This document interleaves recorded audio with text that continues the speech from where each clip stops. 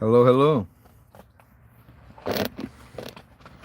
The last three videos, it's cut off like the first 10 or 20 seconds at the start. So I don't want to say too much too soon. But, yeah, I'm a mess. Okay. Just had a bit of a shenanigans before going live. I just knocked over, if you look over here, hold on. Takes 2 clicks, doesn't it? 3 this time. I just knocked over this chest of drawers and everything on it and in it spilt out all over the floor. So a bit of a panicked start to the proceedings, folks. Anyway, okay, where do we begin? This is episode 56 of TrampCast, broadcast Sunday, February the 16th, 2024. I am Delta Mike. The channel is Down and Out in Torrevieja. Delta Mike, that's me. Or a character I play on the internet. It's not my real name. I've made this very clear over the months, but it's close enough. Karen 2025. Did I say 2024? Oh shit. Really? Now you've got me worried. February the 16th, 2025. I am Delta Mike. Down and out, or as some would say, down but not out. I am homeless. A tramp, a hobo, and a bunch of other synonyms. Vagrant, an indigent person, a person of no fixed abode, a bum, some would say, mainly Americans. Someone who sleeps rough, someone who sleeps on the streets, or in my case, someone who sleeps in a fucking field, in a tent, fortunate as I am, if you can still call it a tent. I'm coming under pressure from some of my more vocal compadres to raise money for the next tent. This one is, it is believed, this one is at an end. It is no more. It is a dead tent. And carry on with Monty Python parrot sketch synonyms and okay. We'll burst into singing about I want to be a lumberjack like my dear mama any minute now. Sorry, Mum.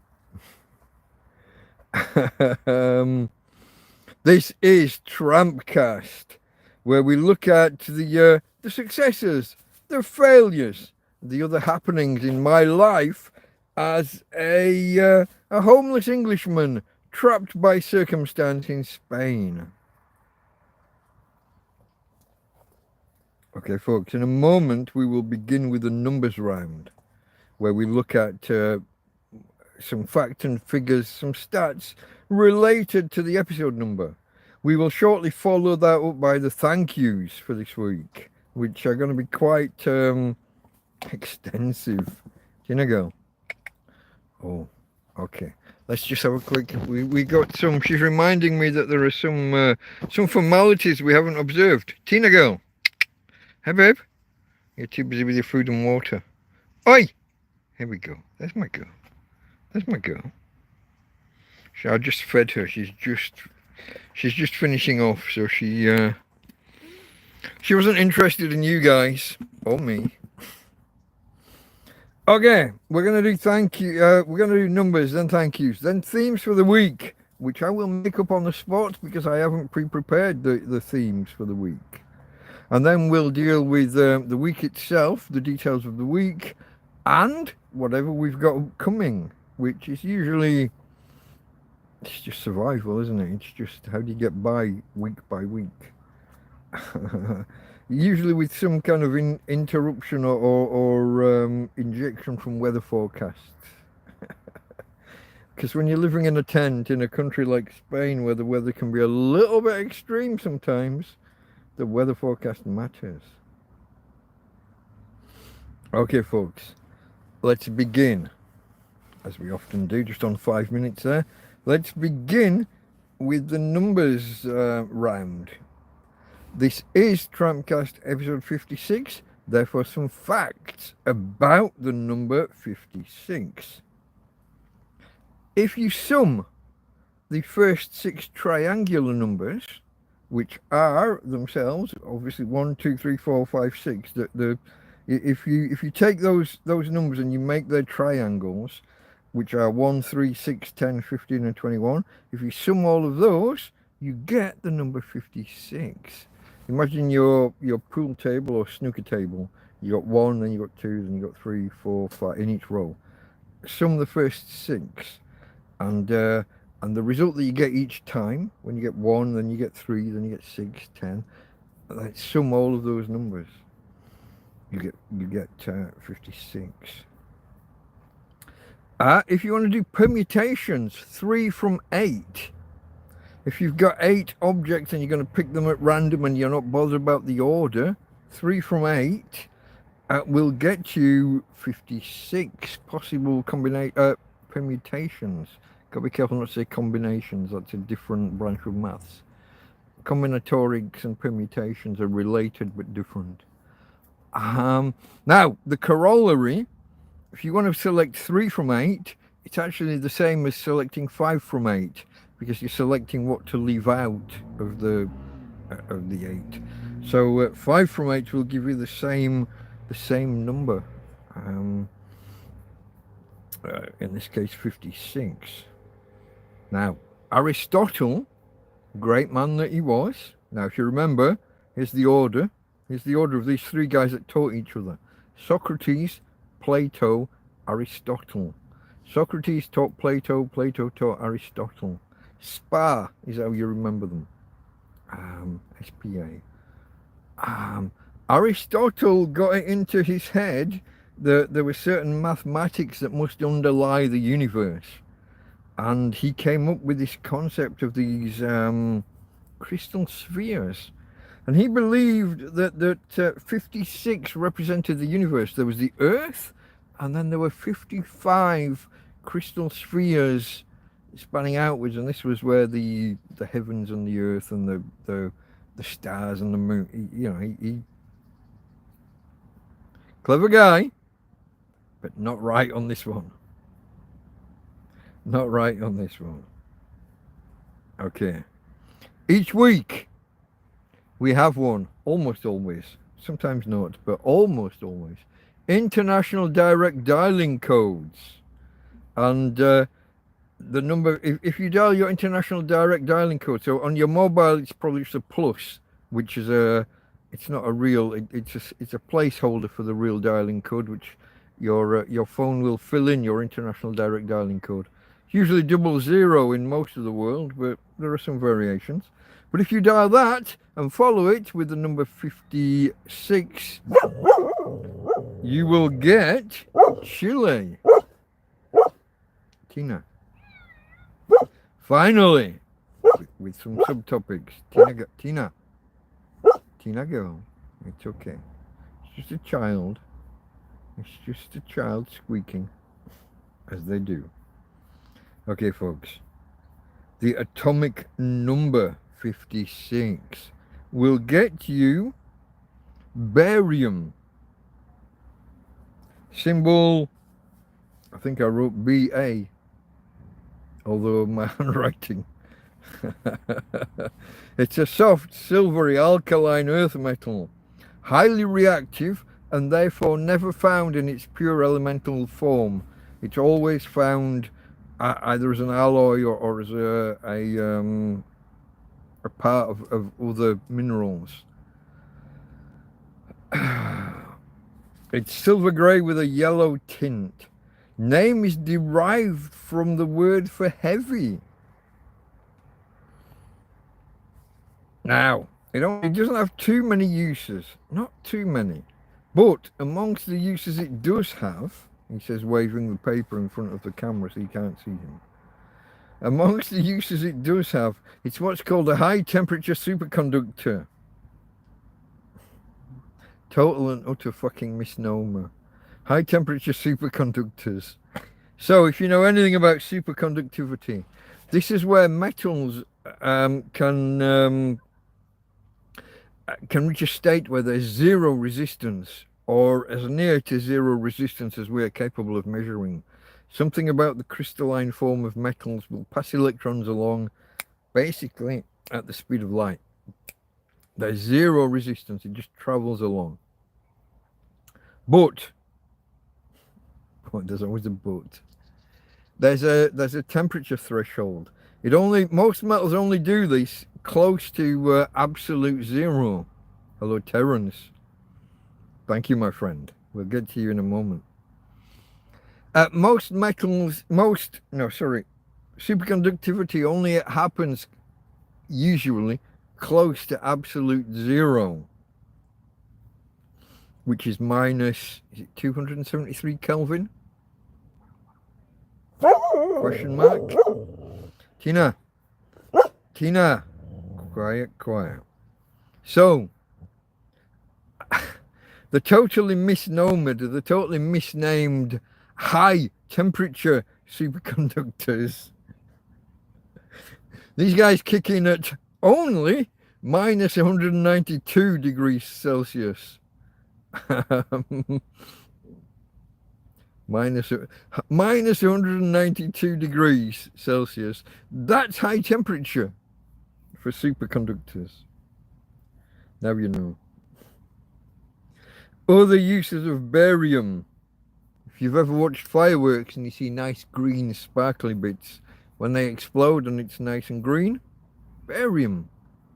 In combination with other barium oxides and barium whatevers. But yeah, the green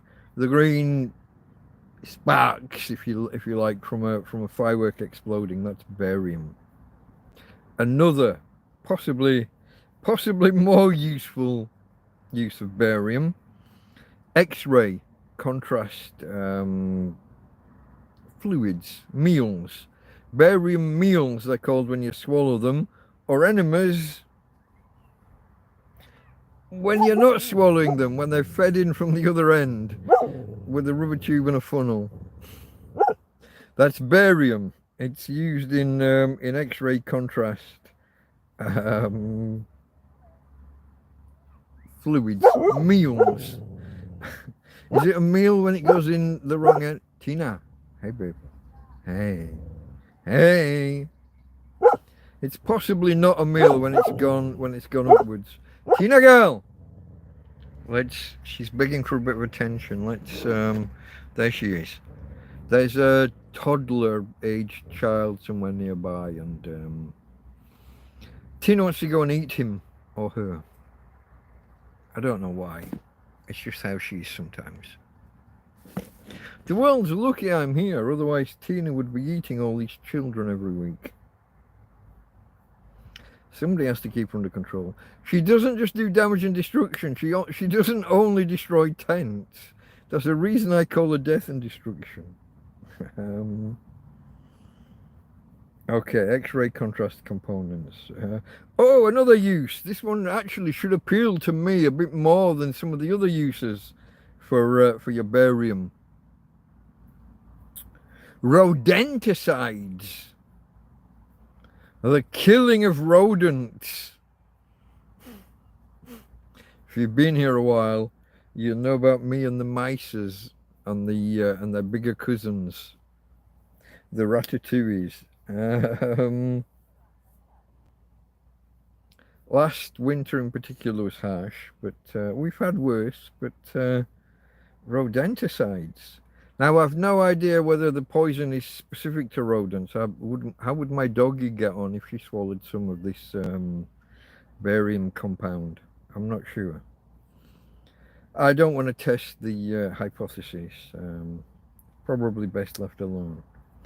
Finally, the final use of barium is in spark plugs when alloyed with nickel. Now you know. Barium, atomic number 56, because this is episode 56 of TrampCast. Possibly a total non sequitur. It's not atomic number 56 because TrampCast happened. It's not consequential. It's subsequential, I guess. But okay, there you go, folks. That was the numbers section for episode 56. Now, as I say, this is episode 56 of TrampCast, and it's been a week. I was going to say it's been a week since we were last here, except it's only been 2 days if you joined me for the TrampCast special on Friday evening, my time. Friday evening, Friday night, however you want to look at it. So, folks, the thank yous for this week. Let's look at the thank yous, and there are, wow, there's an abundance. Terence G. ×2. Tina, you're getting in the way. Terence ×2. 2 separate PayPal donations, and for each we pronounce that ain't cheap. Thank you. Thank you.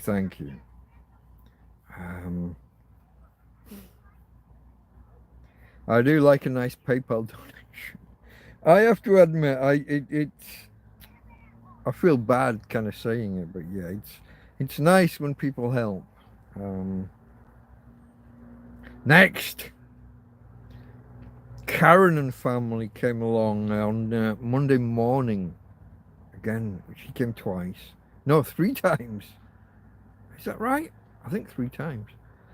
Karen came by with family, and on the Monday they brought me some water, beer, brandy, Coca-Cola, and coffee.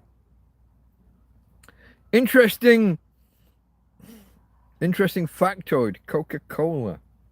So everybody knows that the Coca in Coca-Cola means cocaine. Did you know that in Spanish, cola means line? It's a line of Coke, folks, or it was originally. Coca-Cola, we all knew it was cocaine, but did you know it was a line of Coke? Tina go. I just remembered, folks. Thumbs up if you could. If you haven't already, and I can see that nobody has. There's 7 of you here right now, and nobody is interested enough to hit the thumbs up. So hit the thumbs up for each. Tina! Hit the thumbs up, folks. What else have I got? There's a whole line here of things I didn't say. Subscribe if you haven't already. If you're new here, relatively, don't subscribe if it's your first time. If you've never seen me before, if you don't know who this white bearded old fucking tramp is, that's okay. Wait until you've seen 3 or 4 of my videos. But if you've seen a few, if you've been here a while, a thumbs up is appreciated. If you've been here a while, a subscribe is welcome. Costs you nothing. Just means that you get an alert when I put out new videos or when I'm about to go live. So that's always appreciated. What else have we got? There's a whole line here somewhere that I've lost. Oh, if you are new here and you want the backstory, you've got 2 options now after the other day, and it will be a 3rd option soon. TrampCast 001. If you do a search afterwards on YouTube, TrampCast, then a space, then 001. It's my first ever live stream where I attempted to answer the questions of all of these guys here. I attempted to answer their questions about who I am, what my education was, what my background was, what my work history was, how I came to be in Spain, how I ended up homeless, why I'm stuck here homeless. Fucking banks, basically. But the other day, Friday evening, I tried to do a more concise version of the story, and I succeeded and didn't succeed to varying degrees. The original video was 2.5 hours. This video was 2.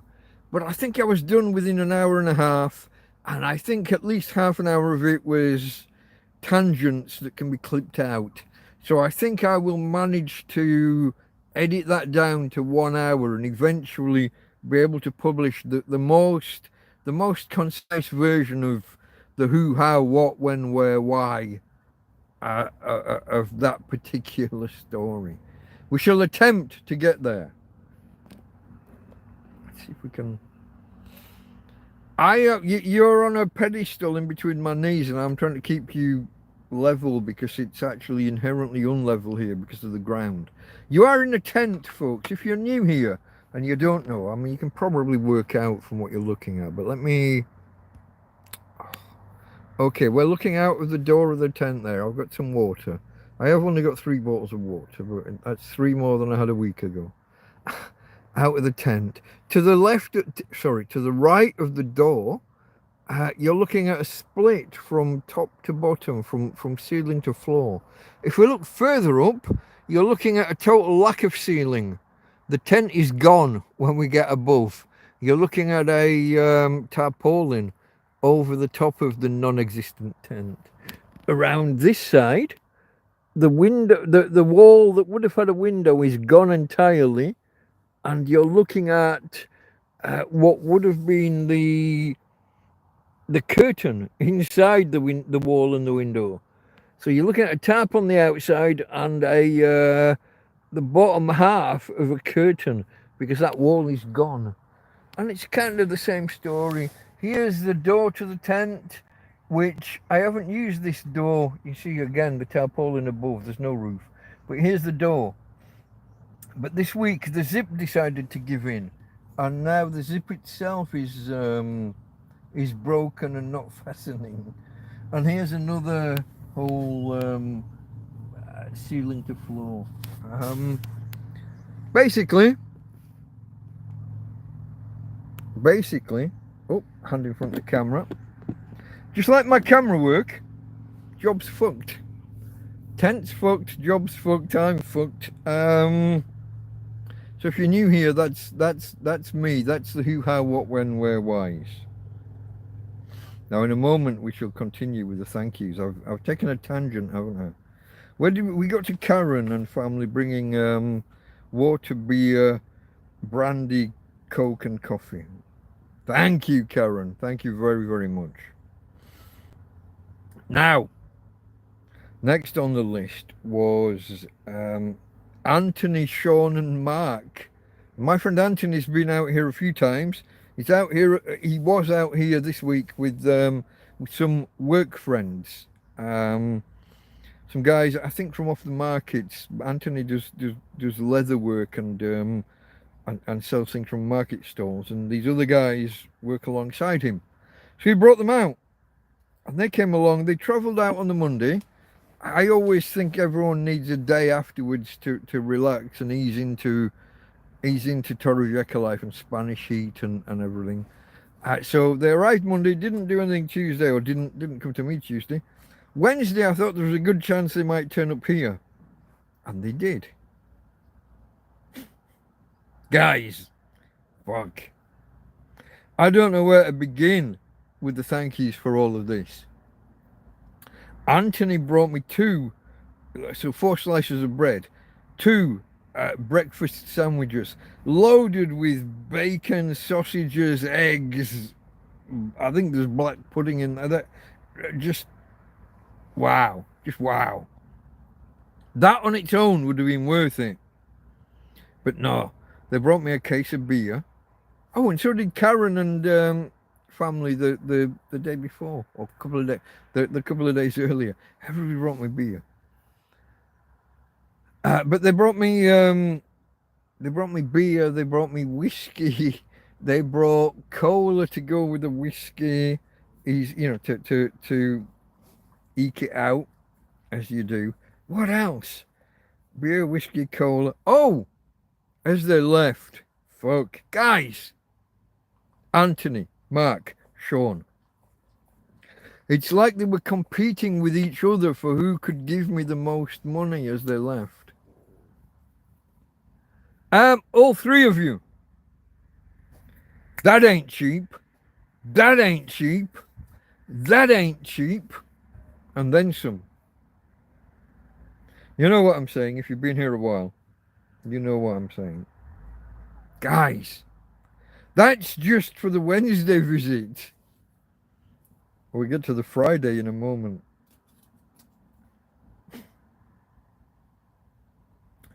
Later the same day, my mate Mark came around. Now, my mate Mark had promised me some Jaffa cakes. No, he hadn't.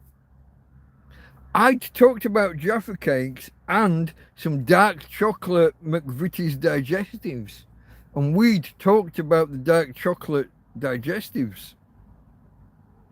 And then Mark arrived and he brought me Jaffa cakes and dark chocolate digestives. Mark, you're a bad man. And I love you. Thank you very, very much. Incredible. As I say, folks, Terence donated twice this week. So Terence came back in. I've already said thank you for the 2 donations there. That ain't cheap though, Terence. Thank you, my friend. And I think finally, unless I'm forgetting anything, which is always possible with the state of my mind, but when Anthony was leaving the country, Anthony, Sean and Mark were on the way to the airport and they stopped off and they brought a couple of carrier bags of leftovers that included 3/4 of a bottle of whiskey, bread and butter, or utterly, a butter substitute,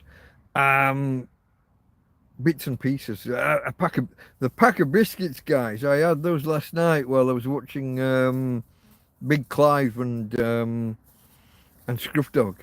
So thank you for that. Tina, no. Don't eat the metal. Don't eat the tin foil. Yeah, thank you guys. Thank you. That again, you've done enough with the first, you've done more than enough with the first visit. The second visit was just above and beyond. Thank you. To everybody who donated this last week. Thank you.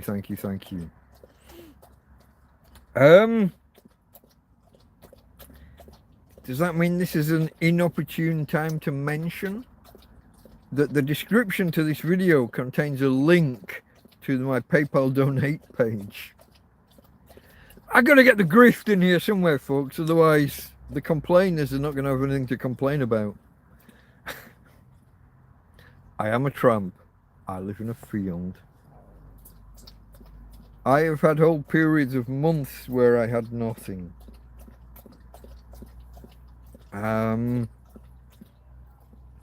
If you're in a position to, and if you're of a mind to, down by my name at the bottom, Delta Mike down and out in Torrevieja, it says more. Click the word more, it expands. It'll show you a little bit and you can click and expand it some more. And in there, there's a link to a PayPal donate page. Only if you've got it, only if you're of a mind to, and you've got it to spare, and if you're willing to, and you don't think I'm some sort of begging, grabbing, grasping. I feel like it a little bit this week. All my talk's been about brandy and whiskey and cola, and I get that. And I get that some of you are offended by the alcohol thing. I like a drop. If by coincidence 2 or 3 donations arrive at once, that's a thing. It's a coincidence. It's not under my control. Don't blame me.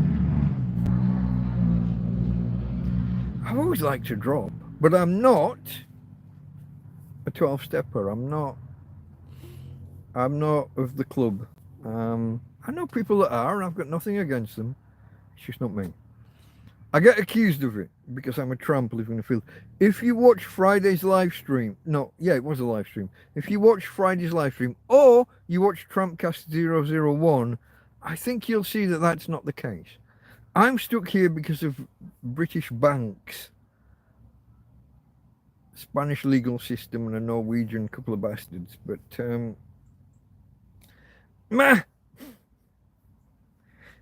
You never see a guy donations towards a new tent, says Karen.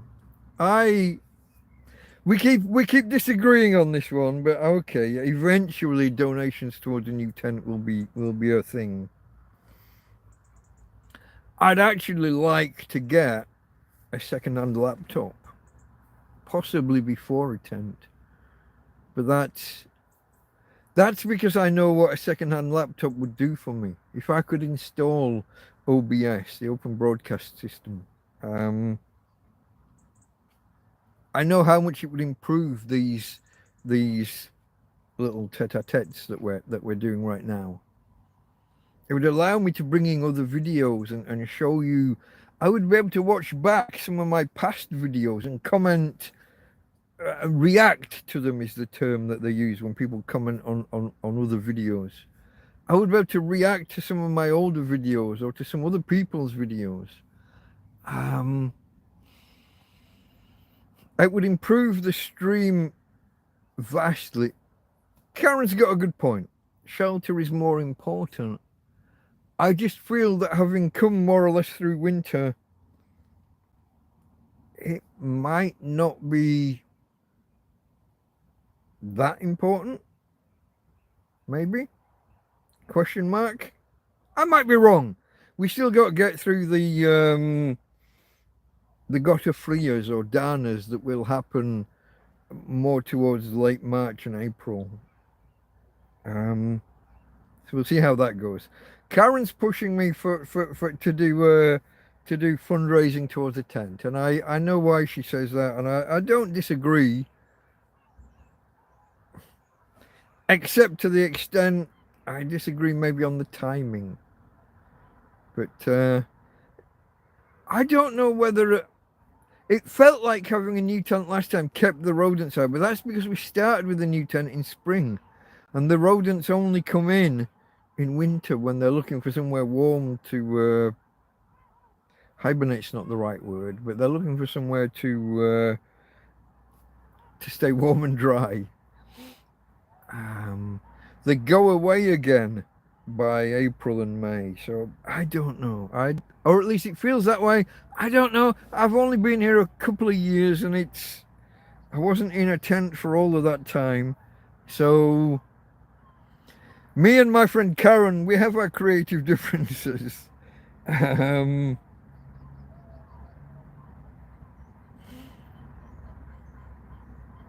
Oh, definitely. Absolutely. If I did get a new tent, the existing tarp would go over the new tent, maybe in addition to the new tarp. Maybe it would be old tarp, new tarp, tent would be the order of things. Unless that many layers made it too hot through summer. Maybe that would be too much insulation when the sun was shining. I'm not sure. Do you know what I haven't done?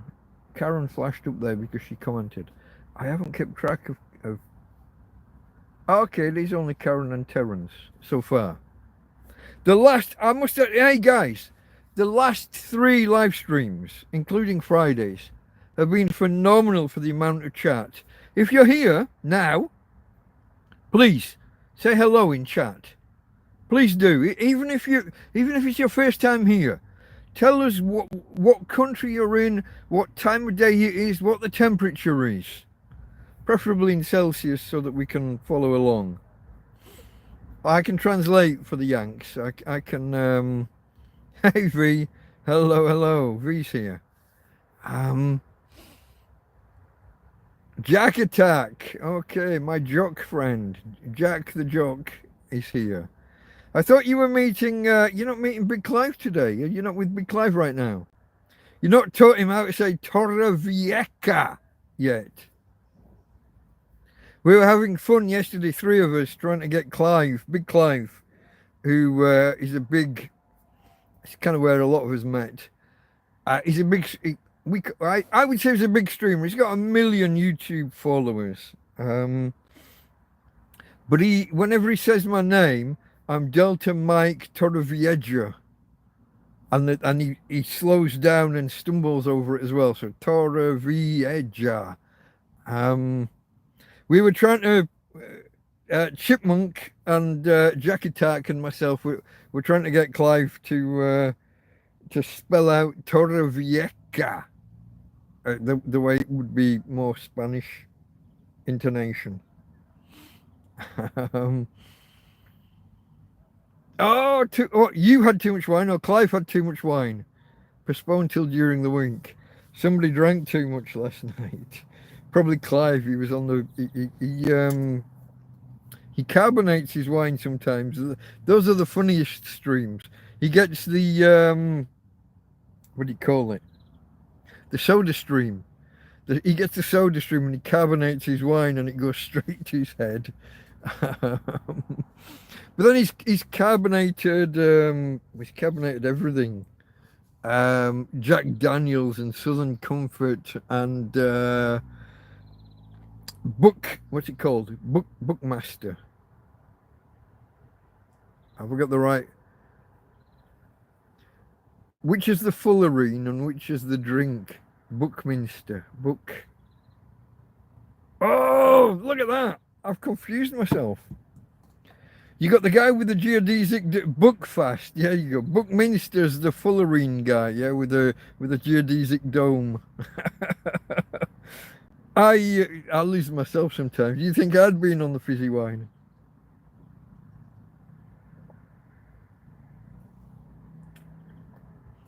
For anyone not in the know, Buckfast is an alcoholic tonic. It's basically a wine with a lot of added sugar and caffeine, brewed in England by some monks, but particularly popular amongst the Scottish. The Scots are renowned for their tolerance of alcohol, and Buckfast is it's particularly popular. But I just stumbled over it because I was at a Buckfast and Buckminster fullerene, which is a carbon 60 atom. If you imagine a soccer ball, it's made of hexagons and pentagons. Vin Mariani wine. I don't know that. I don't know the Mariani. Vin Mariani is better than Buckfast. I bow to your superior knowledge, my friend. But then again, you're a guy that doesn't like the water of life. A jock that doesn't like the water of life, the whiskey. I don't know that your opinion can be trusted on these matters. Okay, folks, where was I?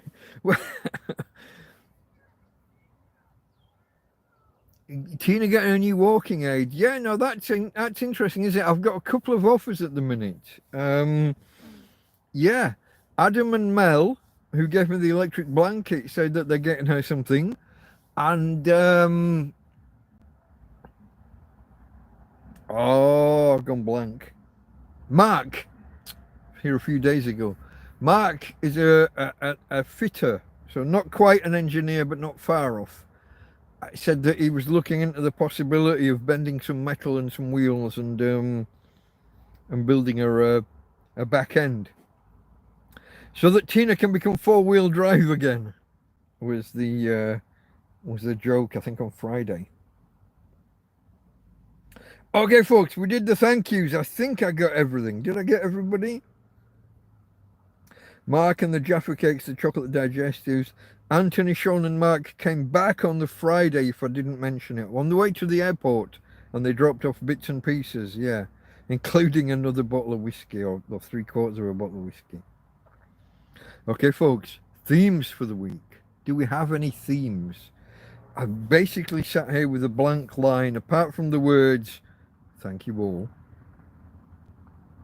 for the money, for the food, and the drink. I know that every time I mention alcohol, I lose 2 subscribers. So I'm honoured to have come through the last week and actually gained subscribers. Haven't quite made it to the 1200 that I was aiming for, but that's my own fault for mentioning alcohol, isn't it? Every time I mention 2 steps forward, 3 steps back if I mention alcohol. Some of you are Puritans. And I can't I can't disavow you of that. I can't persuade you to be otherwise. There's a thought or a feeling out there that I'm homeless because of alcohol. And I can assure you nothing is further from the truth. Doesn't matter how much I assure you or reassure you, though, I'm not going to change your mind. As a bloke called Asmongold puts it, you can't reason somebody out of a position that they haven't adopted through reason. If you've let your thoughts and feelings take you in a direction, I can't reason you out of that direction. So that's on you. Tina, go. Hey, it's okay, babe. Tina's okay. Hey, Tina's okay. Daddy's okay. We're all okay. If I need you to eat somebody, I'll let you know, okay? When the bad men come, they're all yours. Okay. I'll tell you when. This won't age well if bad men arrive and she does end up eating somebody. I'll be in trouble. Okay, folks, we're over 41 minutes in. Let me try and finish things for the week. It's not just alcohol and the donations, the money, the food, the wine, the water, the cola, beers, cases of beer, all of it. Thank you. Water in particular, I was literally robbing from the tent. I've only got 3 bottles now, but it's 3 bottles more than I would have had otherwise. So that's great. Maybe I can go and tie 2 of them to the tent so it doesn't blow away midweek. Okay, folks. But yeah, thank you everybody that has donated cash, food, water, cola, alcohol. Stop barking every time I say cola. Oi! Thank you. Doggy. Thank you though, folks. Thank you. Let's get on with it. We're 42.5 minutes in. Shall we begin with the events of the week? Let's try that again. This is TrampCast, episode number 56. Sunday, February the 16th, 2025.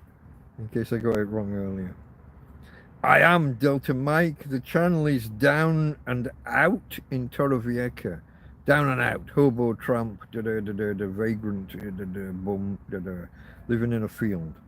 Torrevieja, a city on the southeast coast of Spain. This is TrampCast, where we look at the successes, the failures, and the other happenings in my week as a tramp, a homeless guy, a hobo, in Torrevieja. So we begin, as we usually do, with last Sunday after TrampCast. As usual, I had to disassemble this rickety makeshift podium that we've got, and it takes longer than you'd suspect. I also have to bring some things out of the bedroom to put back on the chair that are in the way through there, and there's a lot of shenanigans, a lot of movement of there's logistics involved. I spend somewhere between half an hour and an hour just putting the fucking tent back to normal after the show, if it is a show. I don't know. And I think towards the end of TrampCast last week, I realised I was cold and I put the jumper on, didn't I? About 1/4 of an hour before the end. This week I put it on at the start because I've left the door open because it's still a little sunny. It's very blue, the light last week, so I thought by leaving the door open I can bring a little bit more natural light in this week. But I was cold again. I'd put the jumper on, but I was cold. I'd waited until I was cold, chilled to the bone kind of thing, before putting the jumper on. Tina needed her customary dog walk immediately after the stream. I don't understand why. She has a walk immediately before the stream. She gets walked and then she gets fed. fed and watered immediately before. 2 hours, 2.5 hours later, she wants to go out again. It's beyond my control and it's beyond my ken. Huh? Daddy doesn't understand, but ken, that's a Scottish word, or Dutch, depending on your point of view. It's beyond me ken. Jack Attack will be there any moment, praising me for my Scots knowledge. I lived in Dumfries for a while as a kid. I don't know if I've ever told you that. Home of Robbie Burns, I think at the time, was he? Yeah. Penrith as well. I lived in Penrith and Dumfries. Penrith in England, but it's right up that way. Okay. I'll have a look at that after Jack Attack. Cheers. What else? Sunday night. Put jumper on, late dog walk. Got into bed and I was just watching videos. Fell asleep early. Consequently, woke up fucking early. 2:30. And you're awake. And it's tomorrow. What do you do? Tina girl. Tina.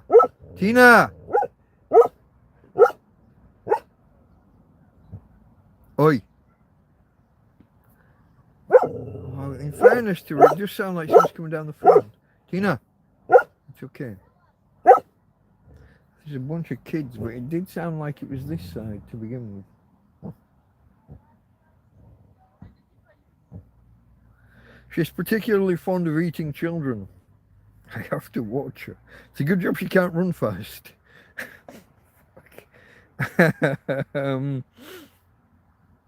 Okay, where am I?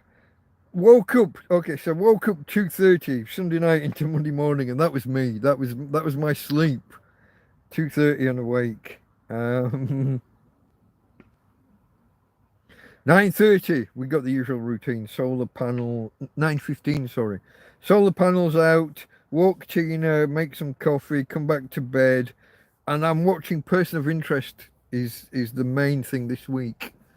I'm still slotting in some elementary, but I have drifted more towards Person of Interest this particular week. I'm in season 2 now. I've got to look at how my disk space is working, my storage space on the phone, but yeah. And Mr. Reese in the suit, the man in the suit, who was a tramp in the first episode, wasn't he?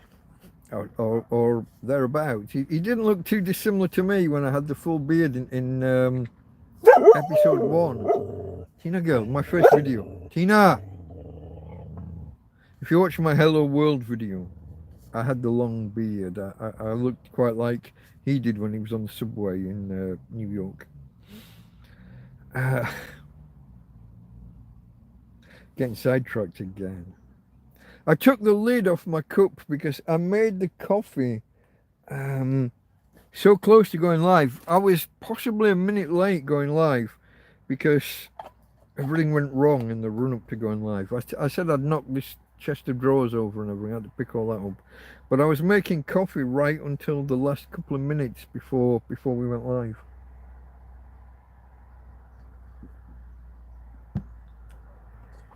So I didn't want to be burning my mouth on my little sippy cup. So I took the lid off, let it cool down a while. Okay, woke up 2:30. Where are we? Solar, yeah, okay, we're on Monday. Watched Person of Interest. It was a very sunny day, Monday. And the EcoFlow was up to full charge by noon. No problems whatsoever. 2:15 in the afternoon, I get a plink on my phone. And my friend Karen here says, "Hey, we're at the supermarket. What do you need?" It's the question I hate most in all this world. I did a video on this way back. Maybe afterwards, I'll go back. I'll put a link in the description, maybe in the pinned comment.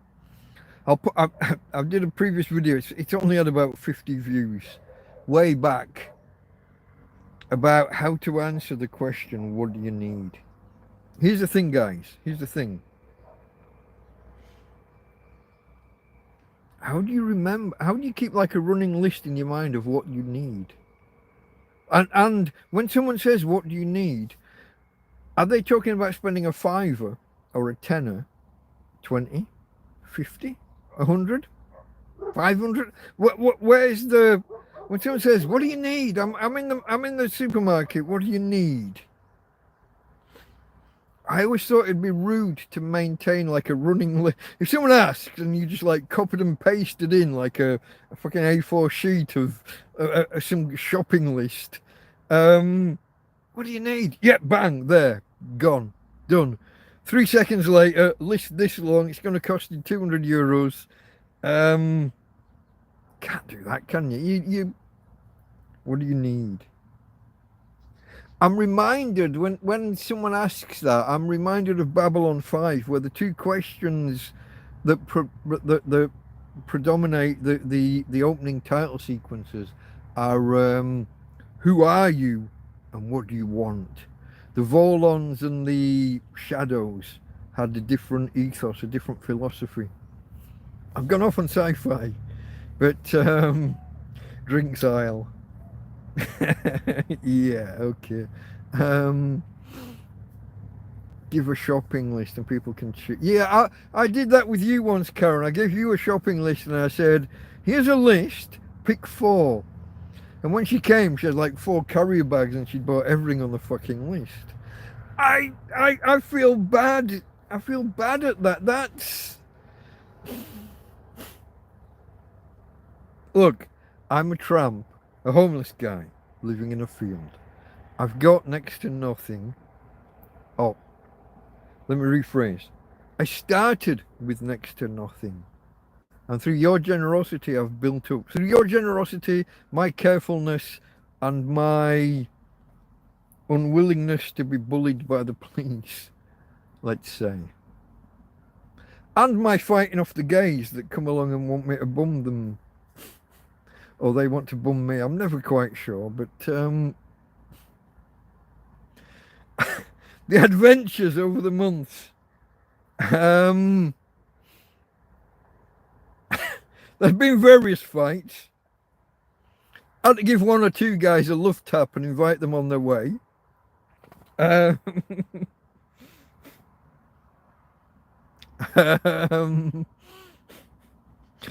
Love tap. The guy that was dropping his cakes and wanted me to just shag him there and then, and I'm like, I go entirely the other way, mate. But I give him a kick on the backside and smack the back of his head and just told him to fucking be on his way. But no, the people who ask, what do you want? It does remind me of Babylon 5. What do you want and what do you need, or what do you want, and who are you?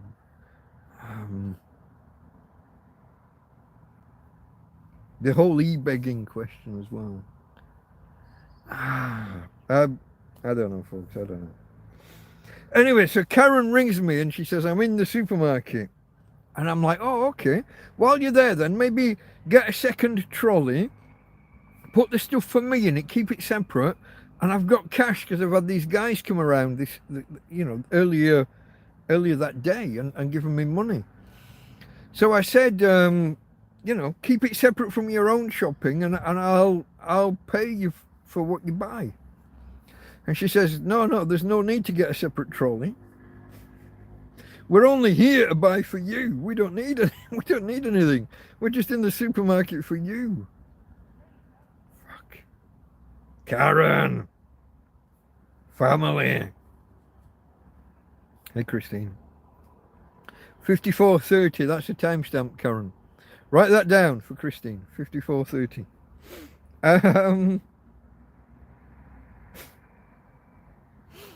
So they weren't shopping for themselves and ringing me to tell me that, that they were passing by. They were just there just for me. So I came up with a list of the things I could think of,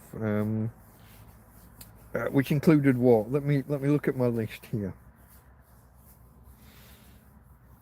Karen family, water. Okay. Oh, okay. Now they brought water, beer, brandy, cola, and bread. Okay, I've got this wrong.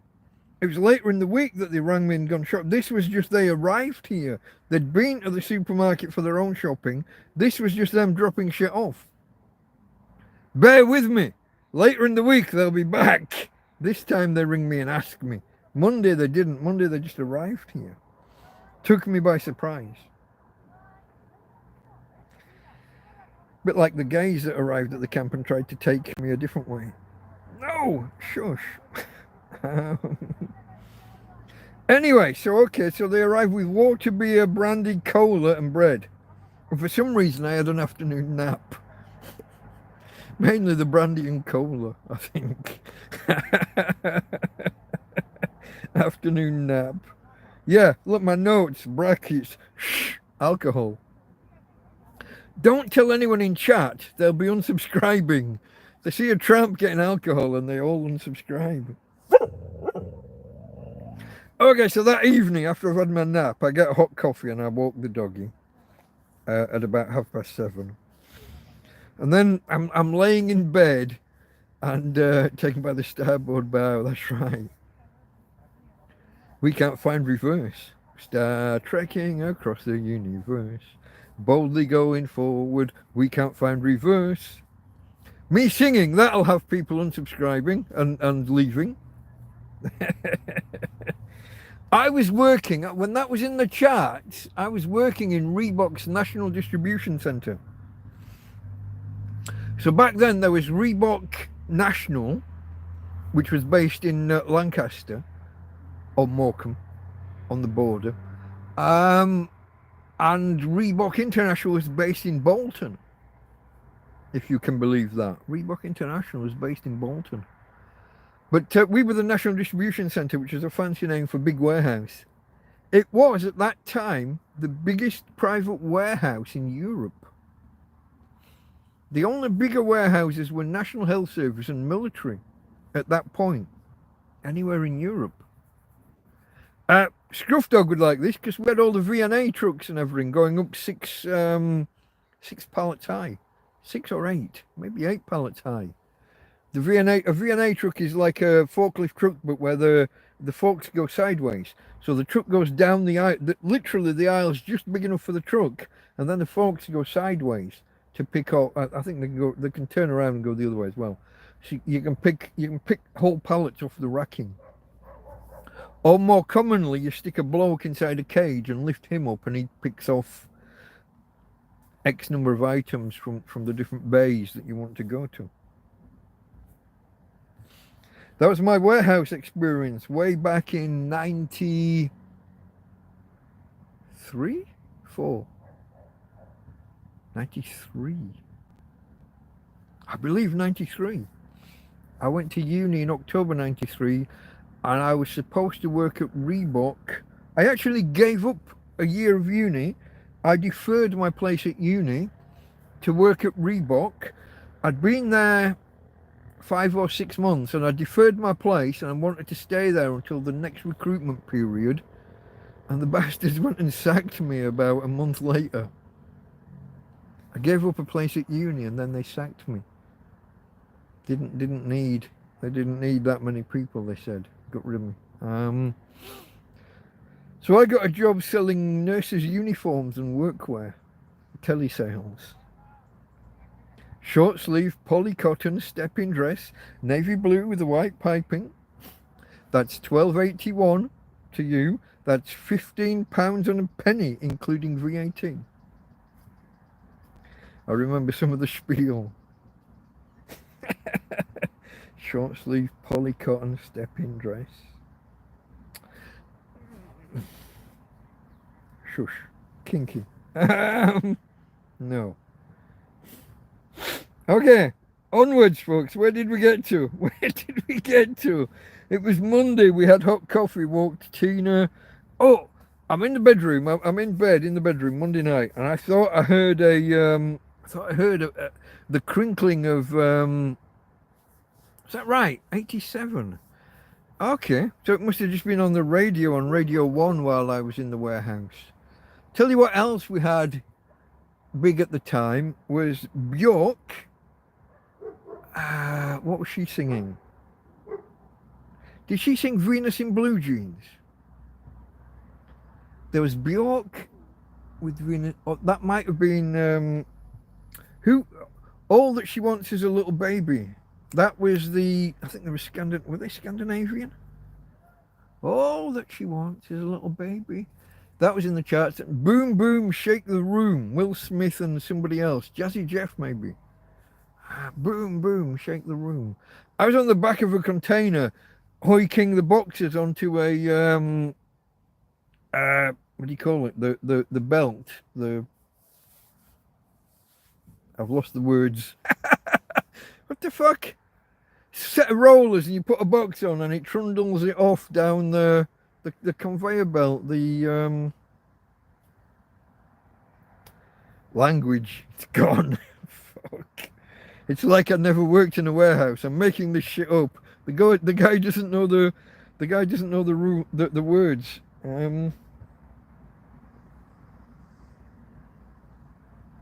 Not conveyor. Anyway, somebody help me out. Come on, Jack Attack, you've got a word. You must know this. No, you're still stuck on Star Trekking.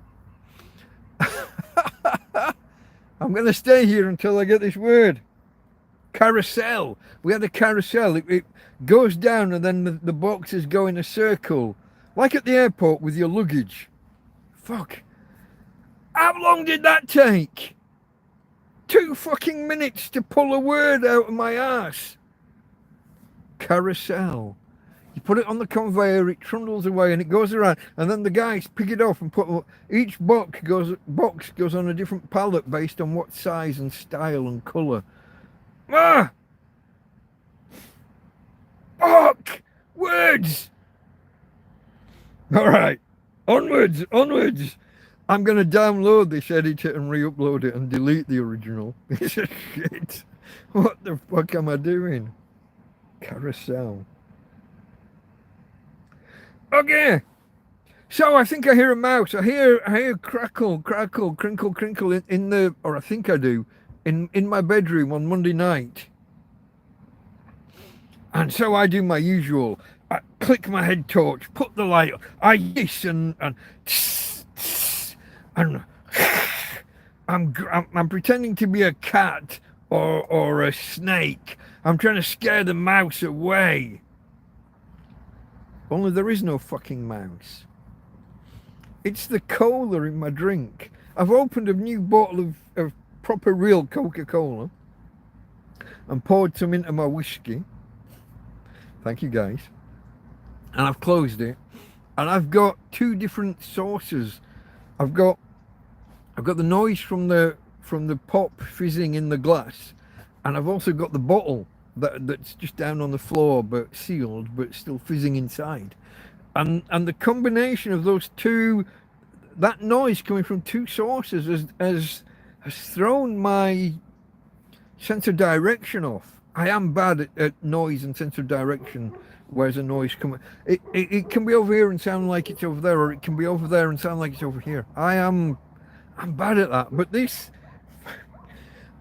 I would have swore there was a mouse, and I'm like putting a light on and fucking hissing and making slithery snake noises to try and scare. And sometimes the mouse will jump down from whatever perch it's on, and I watch it scurry out the fucking bedroom.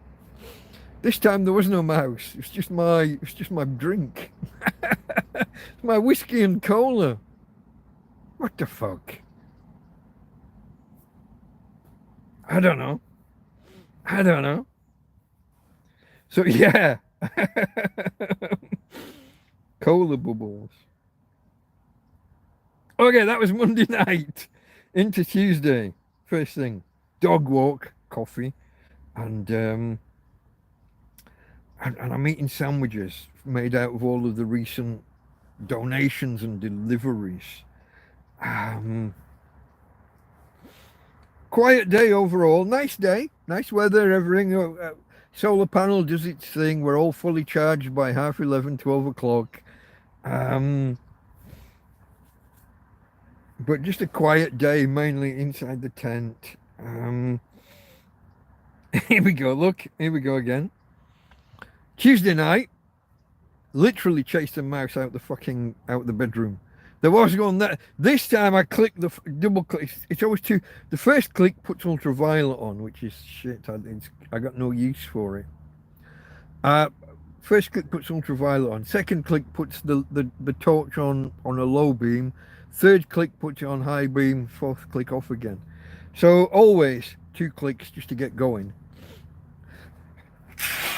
And this time, out of nowhere, this fucking they're little powerhouses. If you've ever grabbed one, and I have on occasion caught one, the skin's very loose, but they're inside of that, they're very compact, they're very muscly, and they're like fucking grease lightning. So I've hissed and fizzed, and this thing shot, and it's out, and I get out of the bed and try and chase it out the tent, but I've lost it. It's in here, but who knows fucking where. But yeah, this time it wasn't just the cola fizzing in the bottle or in the glass. It was actually a fucking mouse. Sometimes the wind will ripple the outer fabric of the tent, or the tarpaulin, as the outer fabric now is, because there's very little of the original fabric left. But sometimes it's just a ripple of the wind moving down the tent, and it can sound like little footsteps. Sometimes it's little footsteps, but they're out here, and from on the bed in there's very little chance of me being able to come out and chase the little fucker anyway. So sometimes you just ride with it. There's a mouse out there. Most of my food's inside a plastic box, or it's in jars or tins. You just tolerate the fact that the mice are there, but they're not getting access to anything or nothing much, nothing that matters. You'll open up a shopping bag that's full of jars, and the bottom of the bag's full of mouse shit. But it doesn't affect anything because everything's in jars, you know? You let it ride after a while. There's only so many times you can chase little buggers out. So this was Tuesday night, chasing the mouse out of the bedroom, and into Wednesday morning with a very early dog walk. And so my friend, how's this go? My friend Anthony had arrived on the Monday, hadn't he? He'd arrived in Spain on the Monday, and I had a strong suspicion they were gonna come out. So I'd had Karen here on the Monday, bringing me cola, brandy, beer, everything. By Wednesday, I'm thinking there's a good chance Anthony's gonna come. Anthony's gonna come out. He arrived on the Monday. You give him that day. That's a travel day. They're not going to do anything that day. Tuesday, they're going to relax and just get used to the fact they're in Spain. They're not going to come visiting the local tramp. By the second full day here, you think, yeah, there's a good chance he might call around. And I was right. They arrive, and I've already said, haven't I? Anthony, Sean, and Mark, 2 lads of Anthony. They're all Irish, but the 2 lads, Sean and Mark, are of I guess Indian descent, Southeast Asia anyway. Draw your lines where you will. It's not my business, and I don't inquire. I didn't ask, but they come along and they bring all the things I've mentioned already. Anthony brought me these breakfast sandwiches. You have never ever seen slices of bread so full of bacon, eggs, mushroom. I think there's black pudding in there. There might have been the one later in the week. But you've never seen so much breakfast crammed into slices of bread. It was absolutely phenomenal.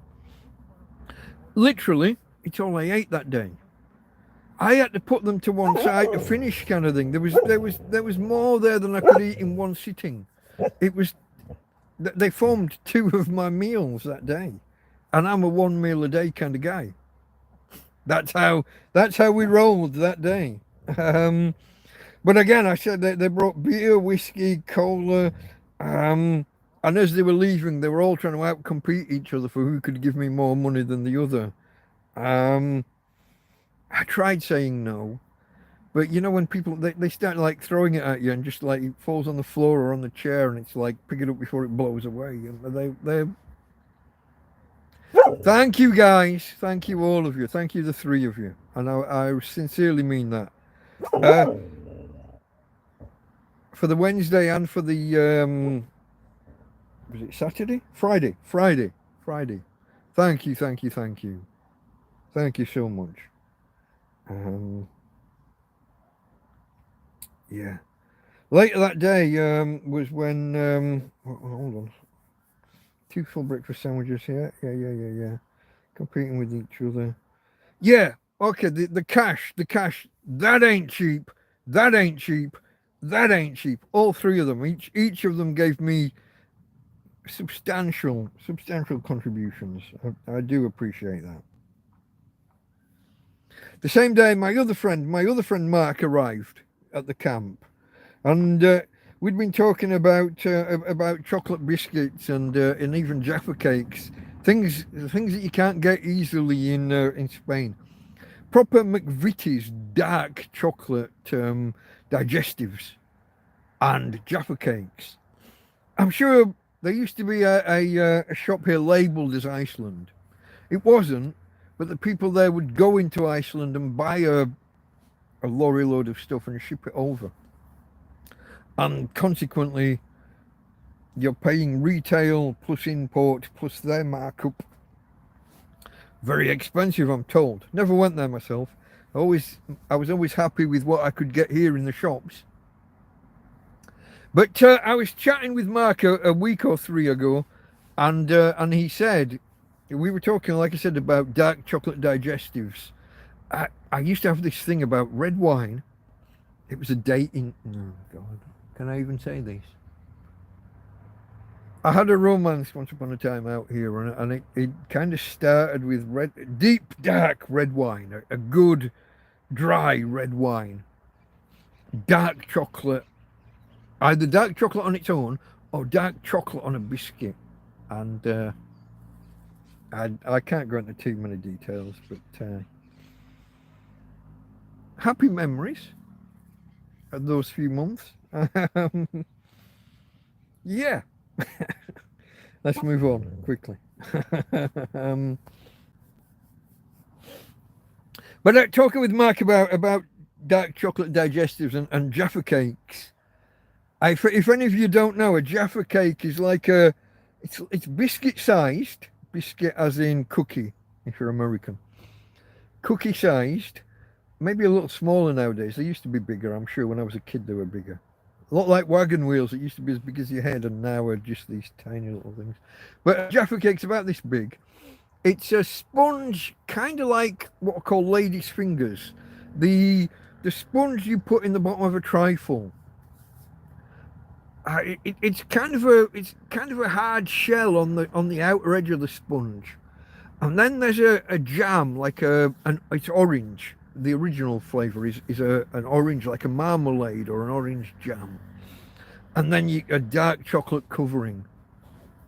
And these things have been famous in the UK for years and years. But back in the 90s, I worked for Customs and Excise, as it then was called. It's now His Majesty's Revenue and Customs. They merged with the Inland Revenue, but it was Customs and Excise back then. And they dealt with VAT, value added tax. And there was this discussion about whether they're sold on the biscuit aisle. They're sold with biscuits. They're because they're biscuit sized and they come in a pack and you know, they're biscuit-esque, biscuit-ish. But biscuits attract VAT. Cakes don't. So there was this kerfuffle. The Inland Revenue wanted to claim that McVitie's owed VAT because of selling Jaffa cakes and not paying any VAT on them. And there was this big kerfuffle, and basically So here we're going to get technical, folks. I was working for them, and I was embarrassed to hell that I was working for them at this point because they were so wrong. The Inland Revenue, the Customs and Excise was so wrong on this. The difference between a biscuit and a cake. A biscuit starts hard. Biscotti, it's Italian for twice baked. Imagine baking something and then baking it again. You're going to have driven off all the moisture. It starts hard. And when it goes stale, when it's left out and exposed to air, it absorbs moisture and goes soft. A cake has moisture in it. When you leave it exposed to air, it dries out. So it starts soft, cake, a sponge, starts soft and goes brittle, goes hard. It dries out when it goes stale. So McVitie's, to prove that Jaffa cakes were cakes, they baked a big one, cake size, as big as a pan, as a pie tin, a cake tin. They baked a big one and took a spatula, the cutting thing, a cake cutty blade, and took a slice and said, "There you go, Your Honour, it's a fucking cake." And it was, and they won. It was an obvious win. Everybody working in Customs and Excise at the time was embarrassed to fuck that some pedantic bastard had tried taking this to court. Because when we told anyone who we worked for, we got laughed at. You're the ones, you thought that Jaffa cakes were a biscuit and not a cake, you dumb cunt. Pardon the C word. But that's what people said to us. Where was I? That was then. That must have been 96 or 7. 1997, maybe early 98. I did a full year in Customs and Excise in the Management Consultancy Division. Yeah.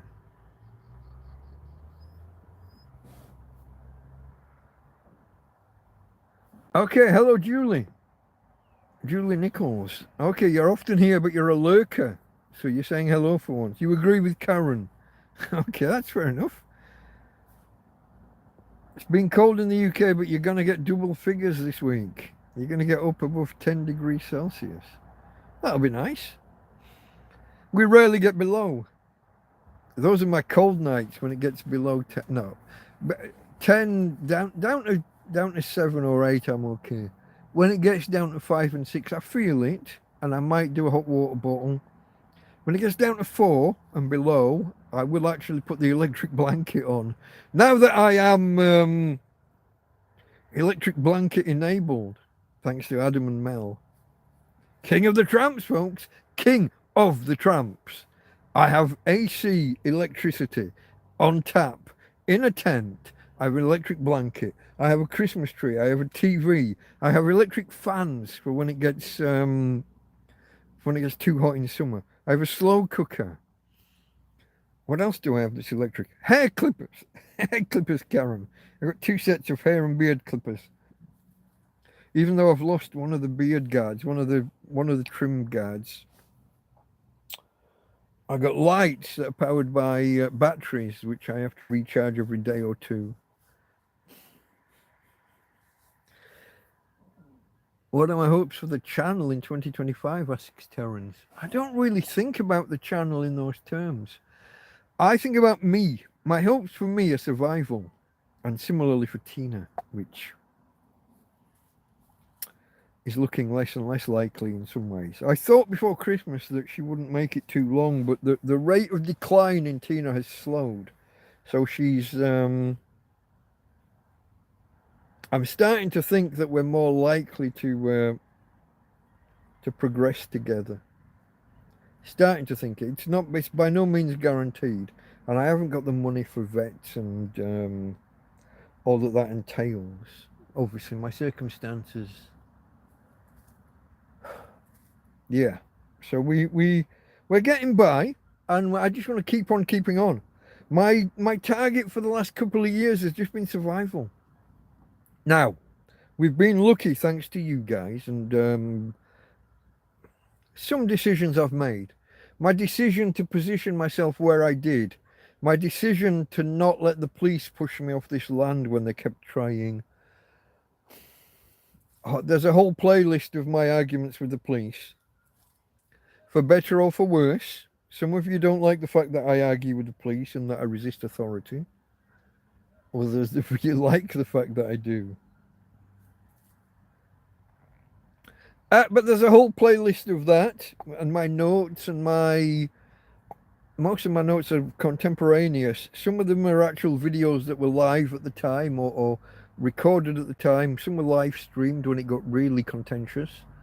But my hopes are just, I'd like to grow the channel, but not that it matters.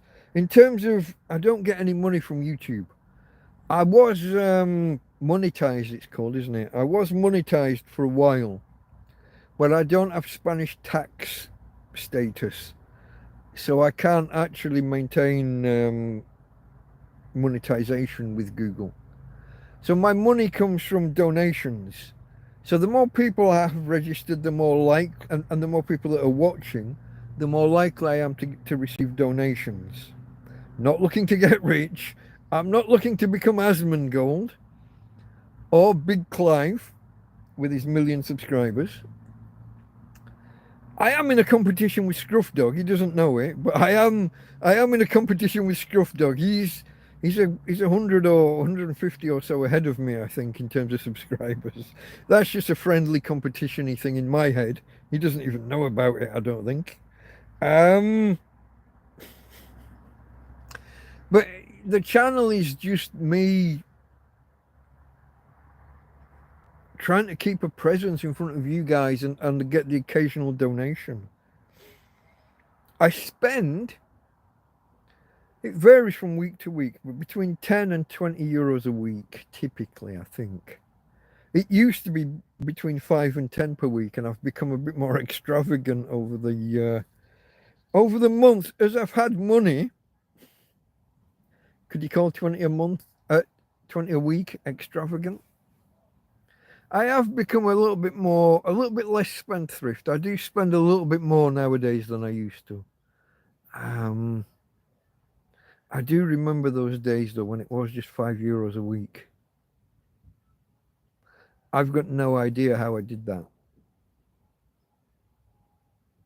I remember my first 2 months in the park when all I ate, I would buy a loaf of bread, some chocolate spread, or pate, not and, but it was or pate.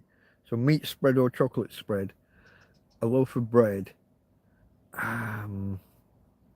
Very occasionally, some mayonnaise and maybe a pack of cheese or mortadella, the chopped and shaped spreadable sausage kind of stuff. Mix and match that. Do different permutations of bread, mayonnaise, maybe mustard, pate, or cheese. Or if I went sweet, it would be the chocolate spread. €5 a week. I lost a third of my body weight in that first 2 months for some reason. I don't know, folks. Okay, let's not reminisce too much. I forgot where we are.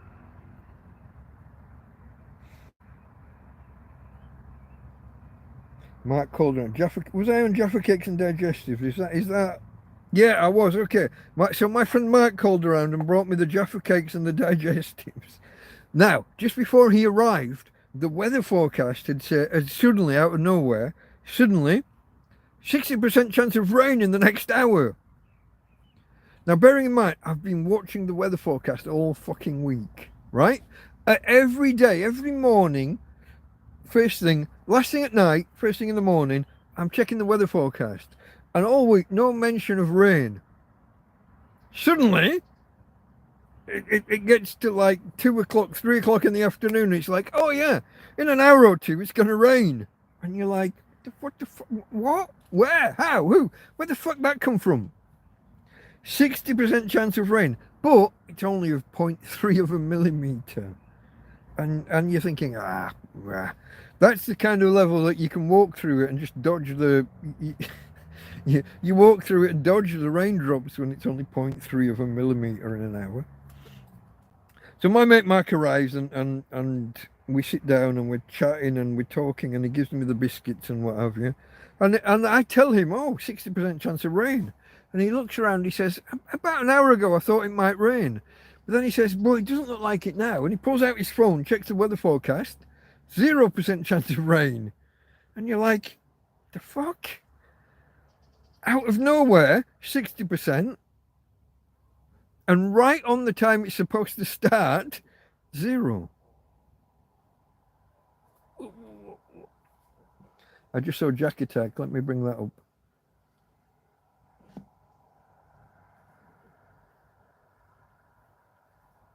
Are there any vans that I could use as a shelter rather than a tent? Old vans. I don't have a driving license. I've never been a drivist. So my potential for kind of sitting even off road or whatever, my potential for being the occupier, the registered owner or of a van's pretty remote. Plus it wouldn't be on this land, and therefore then you end up with that whole: are you parked? Are you camping? Are you in a van? On this land at the minute, I seem to be secure. I seem to be okay. They've got the message. The cops have got the message. It's got fuck all to do with them, and they've got no power. Shy a request from the landowner, a demand from the landowner that I move on. Without that, the cops have got no authority, and they've left me alone now for the last 8 months? Question mark. Yeah, that particular playlist, me versus Trump versus police, has been a bit quiet for the last few months. I've been watching after. When did this start? In the run-up to doing the live stream on Friday, the TrampCast special. Anyone that didn't know, I've been homeless in Torrevieja for 2.5 years, as of Friday just gone. And I did a live stream, I did a special to mark the occasion. And to try and summarise, TrampCast 001 took too long. It's 2.5 hours. I wanted to get a more condensed version. But TrampCast, Jack Attack and Chipmunk kept me talking. It took longer. I'm going to download it and edit it and make a more compact version. I just noticed my phone's down to 15%. I'm going to have to plug it in a minute. Otherwise, we're going to run out of power shortly. Don't let me forget. Remind me in about 10 minutes. Otherwise, we'll be bollocksed. But I did a live stream, and in the run-up to that, I started watching the original live streams, the original TrampCast 001. I watched it for the first time in a while and discovered that my friend Karen here was the 3rd ever chat participant. I'd not noticed her first time around until 2 hours in, when she offered to cut my hair. If you watch TrampCast 001, doesn't matter how many times I tell you to do it, nobody ever does. In the 2.5 years or whatever I've been doing this channel, 2 years, only about 400 people have ever watched TrampCast 001. And I'm 8 of them, probably. But my mate Karen there, I only noticed her around the 2-hour mark when she said, I'm a hairdresser, I can cut your hair. I didn't notice that she'd been the 3rd ever commenter, the 3rd ever chat participant. She'd been with me from the beginning, folks. And her husband was here even earlier because he was subscriber number 34 or 35. Way back. Before I was able to do live streams, because you had to have 100 subscribers before you could live stream. And I waited until I'd got 200. I had 85, and I made a point of trying to jog people along, like I'm doing at the minute, trying to get to 1200. I'm stuck on 1195 or 1196. Mainly because I keep mentioning alcohol and you guys unsubscribe. This is coffee. Hmm. The oh, I'm pouring. The gasket around the edge isn't. It's when I tip it up, when I tip up my sippy cup, it's just coming out the bottom of the. I might as well just drink it without the lid. At least then I'm not going to fool myself into thinking I only need the sippy cup thing.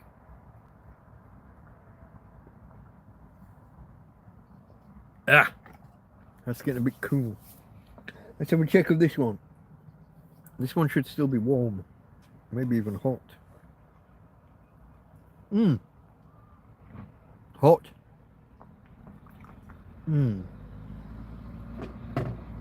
I have got heartburn still though. I think I said on Scruff Dog's stream, was it Scruff Dog's or Clive's? I think it might have been Clive's. I threw my ring up last night. I had such bad heartburn that it started to kind of gurgle, and I thought, it's going to go. So I went outside and let go. Don't know what that was about, but I'm sat here now wearing coffee. That's not great. It's getting a little bit dark here.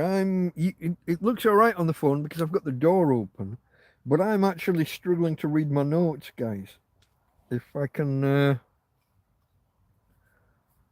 just going to put that on its lowest setting, just to help me read my notes, if that's all right. When it gets darker and you start to lose me, I'll pop the brightness up a little bit. Okay, I've got no idea. Where am I? It was going to rain and then it didn't when Mark was here on Wednesday night. Okay. Now, as some of you know, Jack Attack, Wednesday night means Scruff Dog. And he's formerly, it was Lego building on a Wednesday. Lego streams. Currently, he's building a working model car with a proper real engine. I think it's beyond me. I'm not as technical as some of these other guys in the technical family, as they call themselves. I'm just a computer guy on the sidelines. Tina girl, you're kicking the laundry bin. So I'm not as technical. So I'm kind of in lurker mode watching him build this thing. I don't really. When they start talking about gaskets and flanges and differentials and gearboxes and I got no fucking idea. I do what in management is called bike shedding. When there's a big project in a company and everybody wants to have their say in the project, but 90% of people have got no idea about the specifics. So they start talking about what colour the bike shed should be that's going to go alongside it. And 90% of the conversation within management groups ends up talking about that one side issue that people feel qualified to have a talk about, rather than the meat and potatoes of the issue that's supposed to be under discussion. In management circles, this is called bike shedding, or it was when I was in management consultancy circles back in the day. They might have a new word for it now. I don't know. But that's me when it comes to the more technical side of Big Clive and Scruff Dog. I'm on the periphery. I'll join in when we start talking about kids' TV in the 70s, or whatever peripheral. Yorkshire puddings versus pancakes was the one the other day, wasn't it? I think that might have been Wednesday night. Yeah, that's me. I'm not as technical as the other guys, and therefore I chime in with peripheral conversations, not the main meat and potatoes. But I know it, and I acknowledge it, and I hang a lantern on it. You want to talk about internet and configuring a web server and DNS and all of that malarkey, name server records and all of that. I'm your man, or at least I was half a dozen years ago. I did, God, 10 years ago. Bike shedding though, that's me now. Let's just see if anybody's I don't want to miss out on conversation.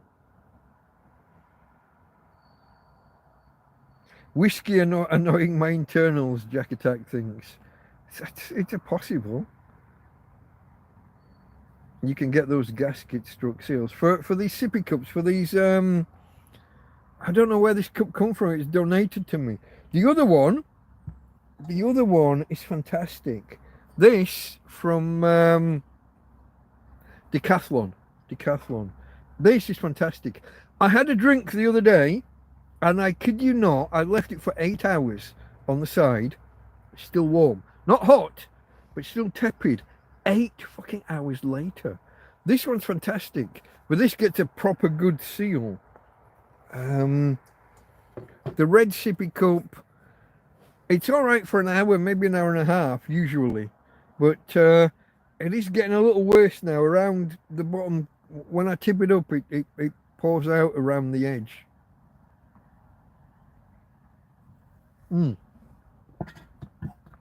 Sometimes it's just me.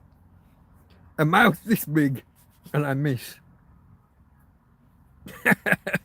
What can you fucking do, folks? What can you do? I am a tramp. I live in a field, and sometimes I miss my mouth. Then there's the other one, the one that's even worse. The one where you breathe in as you drink, and you inhale the fucking drink. Did I ever tell you about when I was on honeymoon? I do like a nice brandy. I like a nice whiskey as well, but brandy is my go-to. And I got myself a nice double brandy, and I've got it in the proper glass, and I've got it cupped in. A brandy glass goes in your hand, and your hand warms it.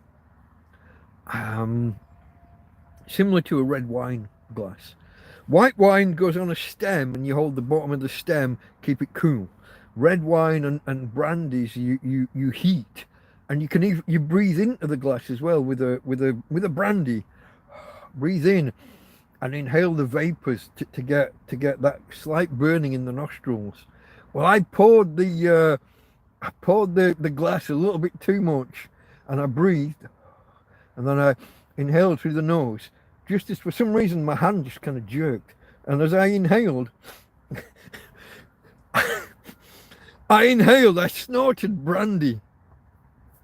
I am that guy. For the next 20-25 minutes, I was just coughing and spluttering like a fucking dickhead. On my honeymoon, snorting brandy. Who does that? Me. Me, apparently. Anyway, where am I? We're on Wednesday night, and Scruff Dog, the last I heard. And I was in lurker mode most of it. I stepped out of lurker mode occasionally and got in little conversations. But Thursday morning, folks, Thursday, the forecast is for sun. It's going to be sunny till noon, and then it's going to cloud over. Allegedly. Me and the weather forecasts. Let's see where this goes. Took Tina for a late morning walk. I woke up late. Been awake most of the night, probably. Yeah, I would have been awake like till bloody 2 or 3 o'clock with Scruff. This was when Karen contacted me and said, we're in the supermarket. I got confused earlier. They arrived out of the blue on the Monday, but on the Thursday, they rang me and said, hey, we're in the supermarket. And I said, keep a separate trolley just for me and I'll pay for it. And she said, no need for a separate trolley. We're only here for you. What do you need? So that was that one. I already kind of talked about it earlier because I got confused. So they went shopping. I told them a few things I wanted. They added to it and they arrived here. In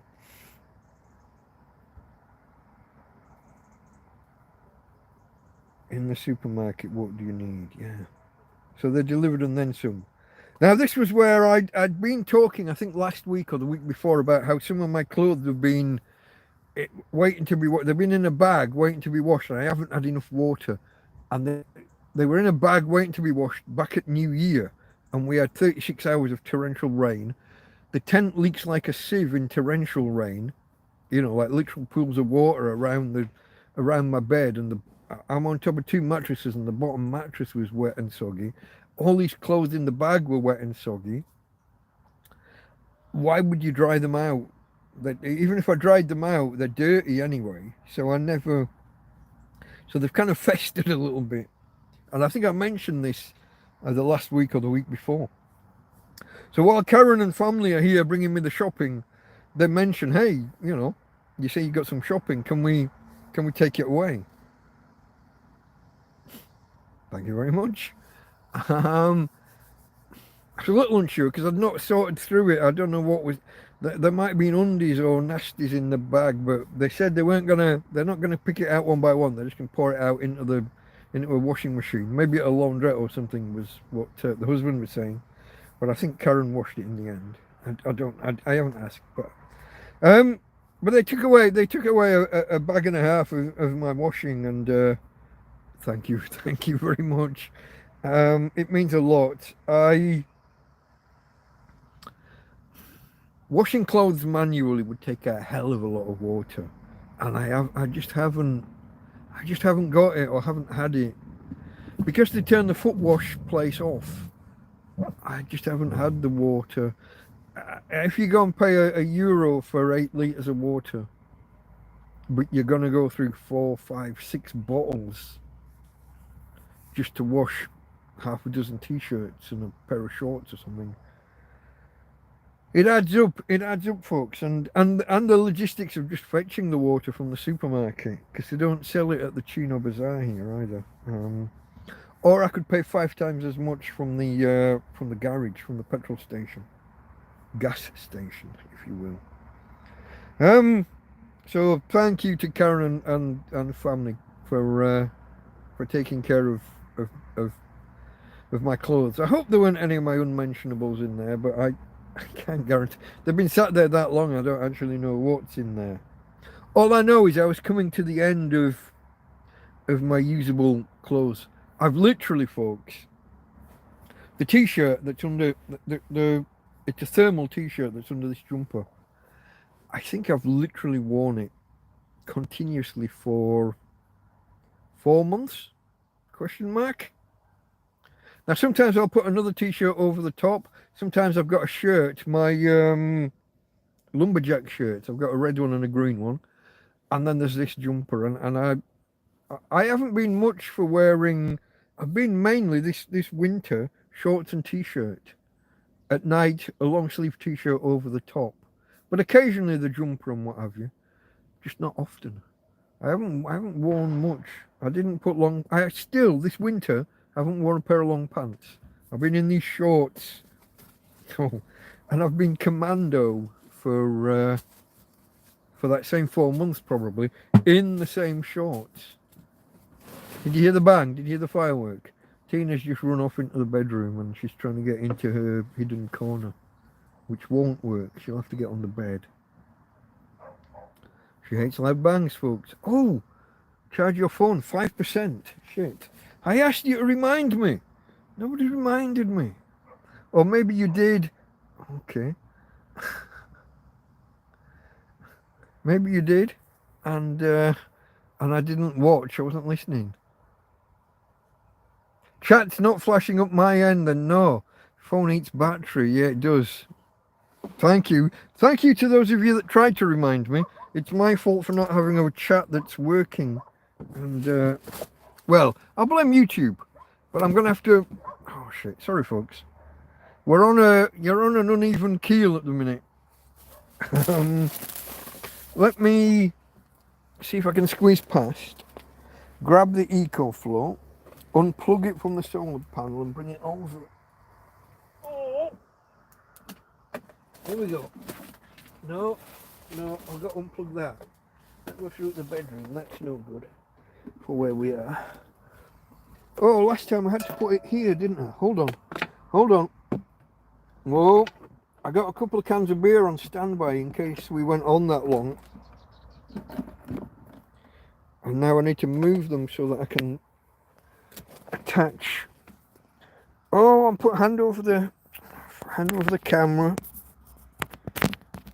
Listen, I might be a trained internet professional, but I'm not a trained fucking camera professional. Okay. Okay, fuck. Okay. Calamity over, I think. It The phone didn't plink. Look at that, look, we're on 3. When it flicked up 2 minutes ago, it was on 5%. It's already down to 3. It was maybe down to 2, and now I've plugged it in, it says 3. It always adds 1 as soon as it's plugged in.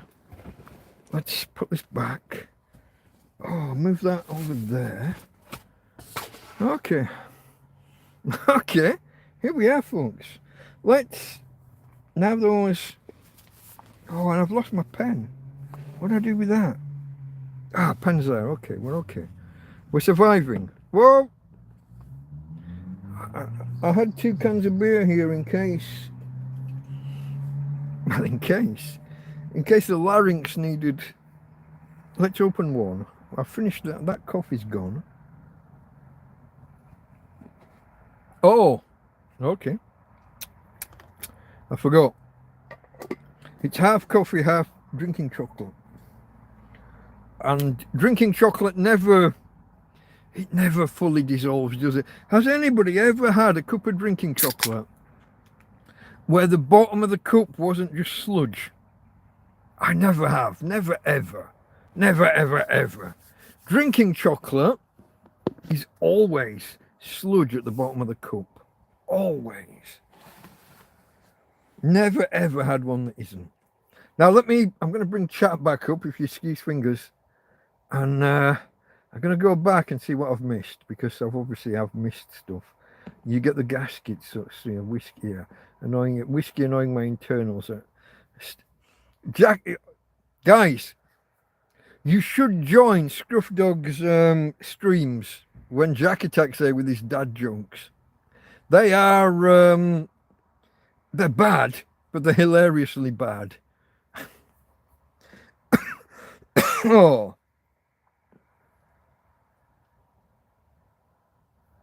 Using 3 holes efficiency.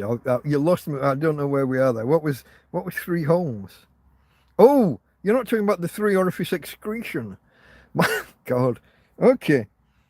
When I was at college, not university, I did college in between school and uni once upon a time.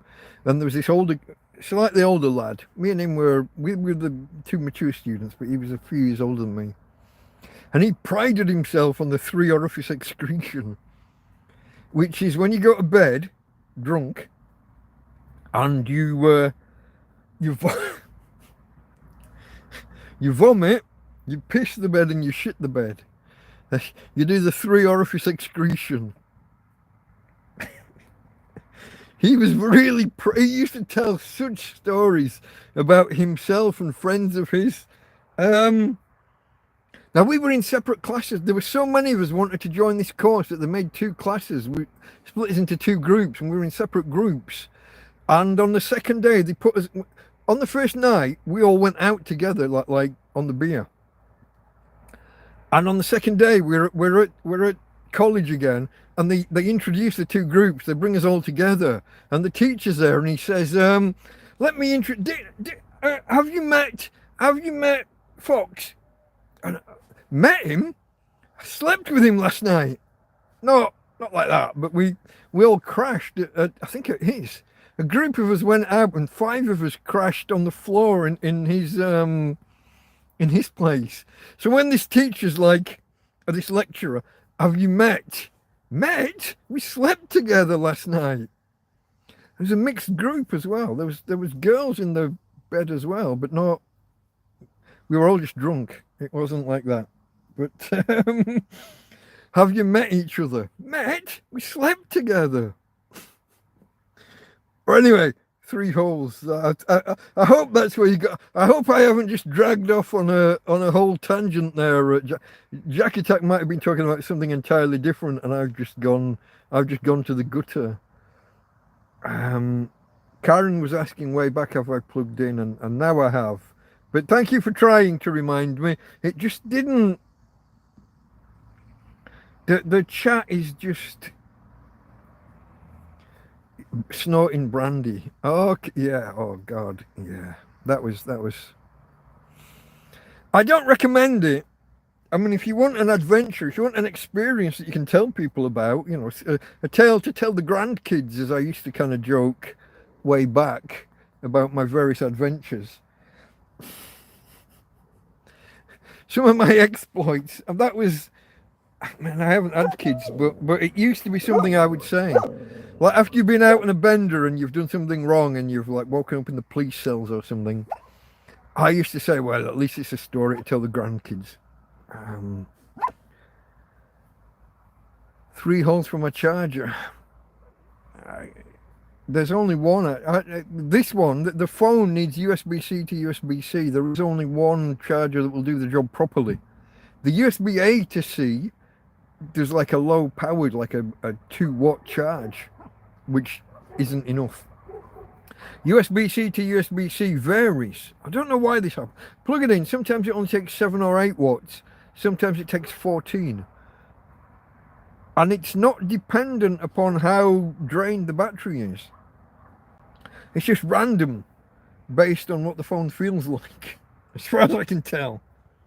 But anyway, the 3 orifice excretion story stands. Even if it was a tangent and not what anybody was talking about. Cheers.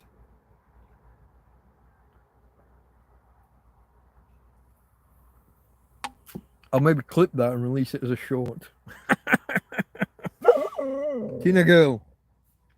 Okay, where was I? I got no idea. I was on Thursday. Karen had been to the supermarket. She'd asked, what do you need? And they'd delivered. Tina, shush. Okay, we were talking about how my clothes stunk and they offered to take them away and wash them. And then we've got the fact that I haven't washed my hair in 16 months. It's not always good looking, but it's not too bad considering, and I've never detected any smell from it. Tina girl!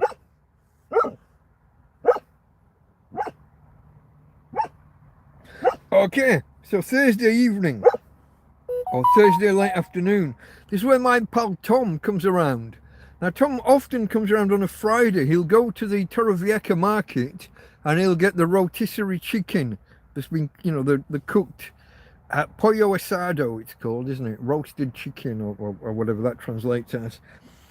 The rotisserie chicken. But this week he went to a different market on a different day, down to Cabo Roig. And so he took his chicken home from there and made me a meal, a chicken dinner with some veg and a sauce and some pepper. And so Tom arrives, what time? I can't remember. A little bit late, like 4:30, 5 o'clock, I think. And yeah, he comes around and obviously I sit and eat my dinner and we have a good chat. Doesn't bring any beer this time though. But then I've had beer from everybody else all week, so I'm golden, not a problem. So after he leaves, I have a bit of an evening nap in between that, and then Scruff Dog was on again.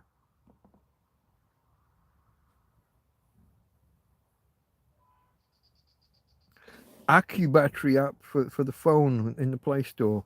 Keeps track of your phone's condition and charge state. I have it kind of on the screen if I touch. I mean, it's there or thereabouts most of the time, but I don't think I need another app at the minute for that. It's just the YouTube app blocks off all I have to do it to get access to the little strip at the top, the little status bar, I guess you would call it. Shows everything, but yeah, this phone is a beast for power. I don't know how Karen managed with it. She probably wasn't watching videos on it like I do. I'm using it as my entertainment center. And when this is on charge, I put the hotspot on so that the tablet can pick up power. And if I forget to turn that off, which I usually do, let me just check. Yeah, look, it's on now, or it was. When the hotspot's on and I'm using it, like at the minute, it's particularly busy, isn't it? It's got a screen on, it's doing 1080p video, and it's doing internet-y shit, broadcasting, all of that. So it's the phone's quite active. It eats through the battery when the screen's on and doing internet things. Yeah, I literally have to charge it 3 times a day. Yeah, I only use I try to only use the hotspot when I have to stop using the phone and go put it on charge. Then I turn the hotspot on for the tablet, and it's plugged in and charging, so shouldn't be a problem. When I take it off charge, I usually turn the hotspot off fairly quickly if I'm using the actual phone. I just forgot this time. Where are we, folks? Where are we? Okay, this was where, so Tom and the Chicken Dinner, we just did that, Cableroyd Market. So this was where Scruff Dog did an extra stream. He was, what was Thursday night? Was this the one where he was fishing in that game? A game called, is it Scum? It's a kind of a post-apocalyptic survivalist kind of game. And Scruff Dog was fishing, I think, on this particular evening.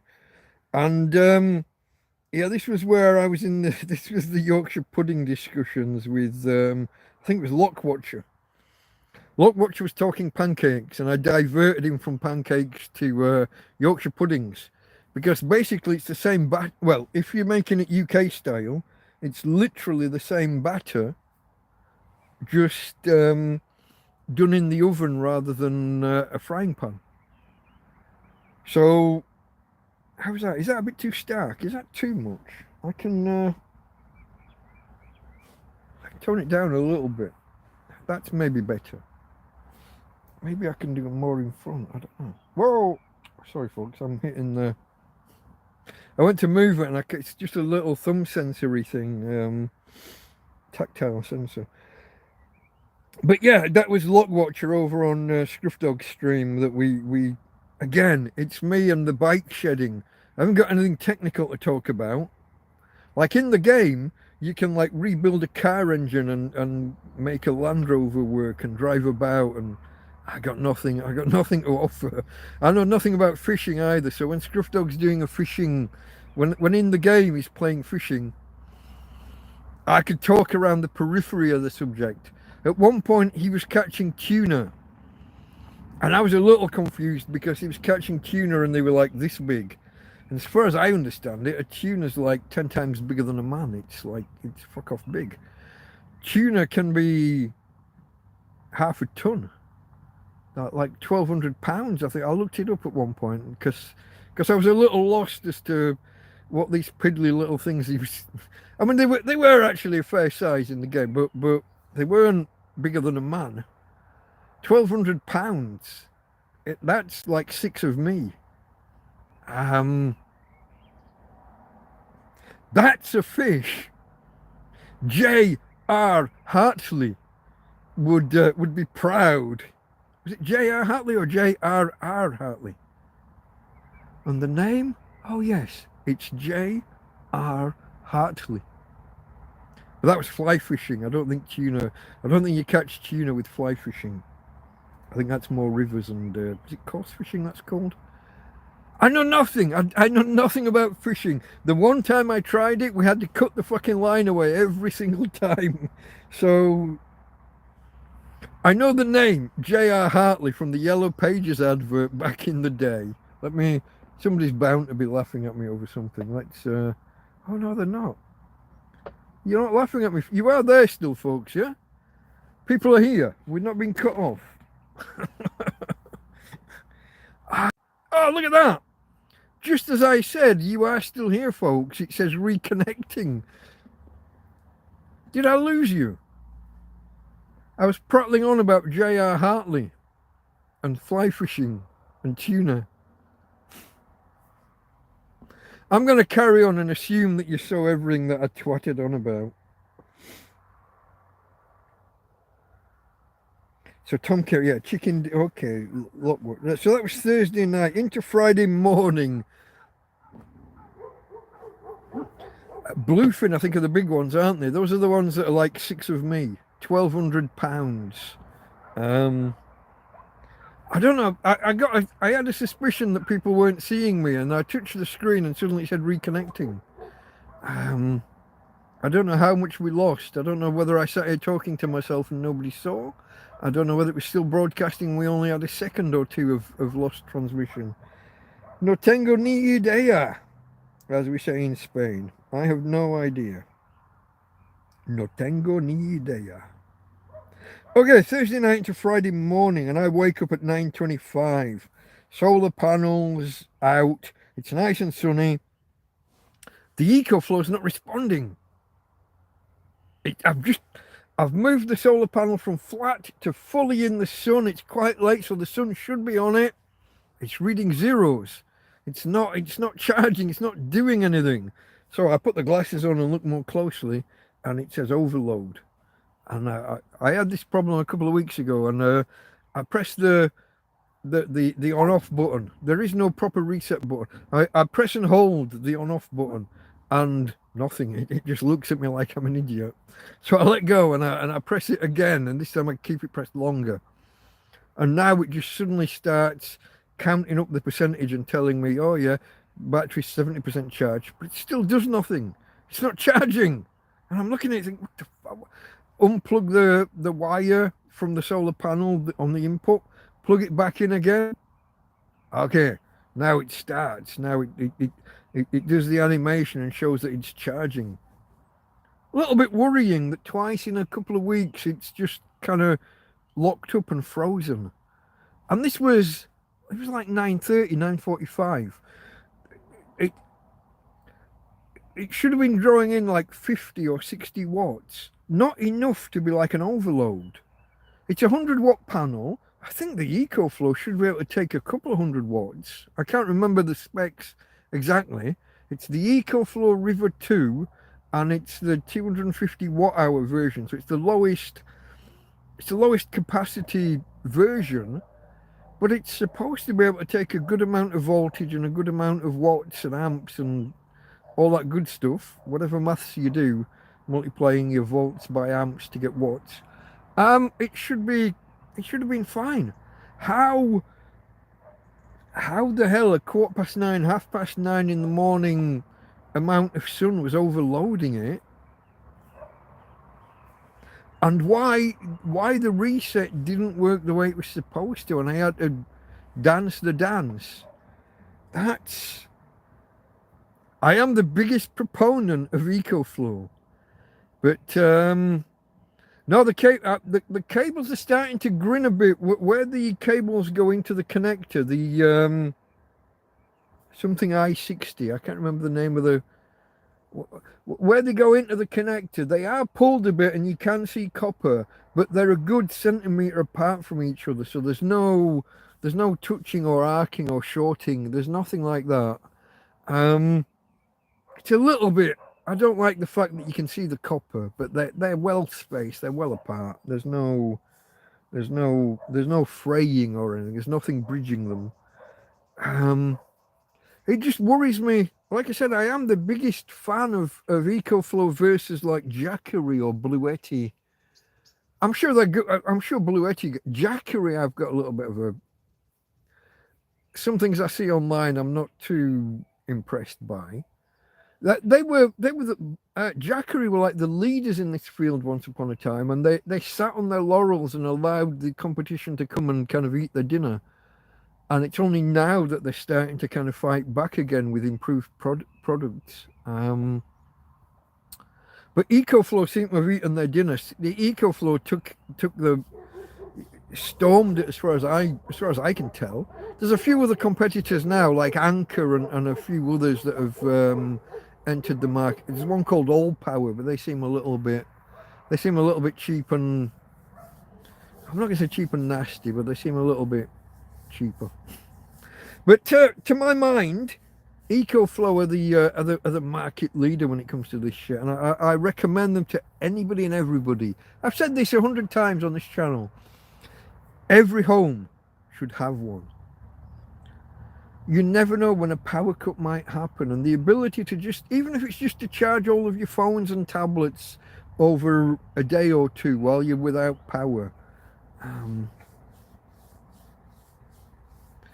Okay, good music is asking, if I ever get back home, will I miss being in the tent and field?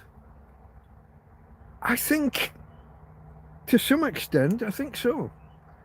There's, especially now, there's a certain regularity, and I've been left alone by the authorities. So I'm in a kind of a stasis. I feel like I'm in a good place. I've built up the YouTube channel and the support and the support network. So, for example, this week in Torrevieja right now, I've got Karen and family, I've got Tom, I've got Mark. We had Anthony and his two mates, Mark and Sean. All that support. There's Adam and Mel somewhere nearby, a little bit more distant, but not too far. There are other people that I could shout out to if I needed help. So I feel at the minute I feel like I'm okay. Now, do I want to get back to the UK and back to normal life? Yes, absolutely. That is the goal. I don't see a path to that as yet. So I'm still playing the survival game. But it's not the battle. 2 years ago, survival was a lot more of a battle. Now I feel like with the support network, and I don't mean to put upon the people that are helping. I don't mean to become like reliant on them and force them to donate and to help and take them out of their way for days at a time. But I do just feel that at the minute I'm better off than I was 2 years ago. I'm better off than I was a year ago. It's about a year ago I got this tent, and another month later maybe I got the tent a month from now, and another month after that I got the EcoFlow, which is really revolutionized. Going back to what I was just saying about surviving a power. My life is one long power cut. I live in a fucking field. There is no plug socket except for my EcoFlow, which is powered by a €100 solar panel. Revolutionary, guys. You all should consider getting one. It doesn't have to be EcoFlow, but what's called a solar generator, or some call them a solar system, which is the sun and 9 planets, or 8 if you don't count Pluto. The solar system. Apparently we don't count Pluto anymore. I blame Neil deGrasse Tyson, but that's all right. I watched The Big Bang Theory as well. But no, I do want to get back to real life. Will I miss it? I think I would. I mean, I'm living outdoors in Spain and I'm getting by. If I was in the UK and living outdoors, I'd be dead. I wouldn't know where to start. The first week or two, I didn't know where to start when I was here, though. So maybe I would adapt. But that's not what I want. Would I miss it? I think so. Now, I think my YouTube channel would disappear. It would be at an end, wouldn't it? I wouldn't be down and out in Torrevieja. Delta Mike on the up in Lancaster. It's not quite got the same ring. I don't even know whether Lancaster would be where I ended up, or Morecambe. They're the same place, really. It's the same conurbation. I don't know, guys. I don't know. It's an interesting question, but at the minute I don't even see a path back there. So it's the question is maybe moot. Is that better?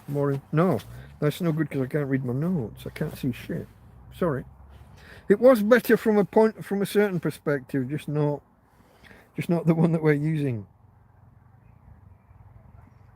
Okay, so the EcoFlow wasn't responding, and I had shenanigans. It was a 2-minute fix in the end. It worried me that it's the second time. The second time it happened. I think Jack Attack was just saying check that the fans were working. There is certainly the intake, the fan intakes are. There's a lot of dust in the air here in this field. So yeah, I mean that checking the fans. That's.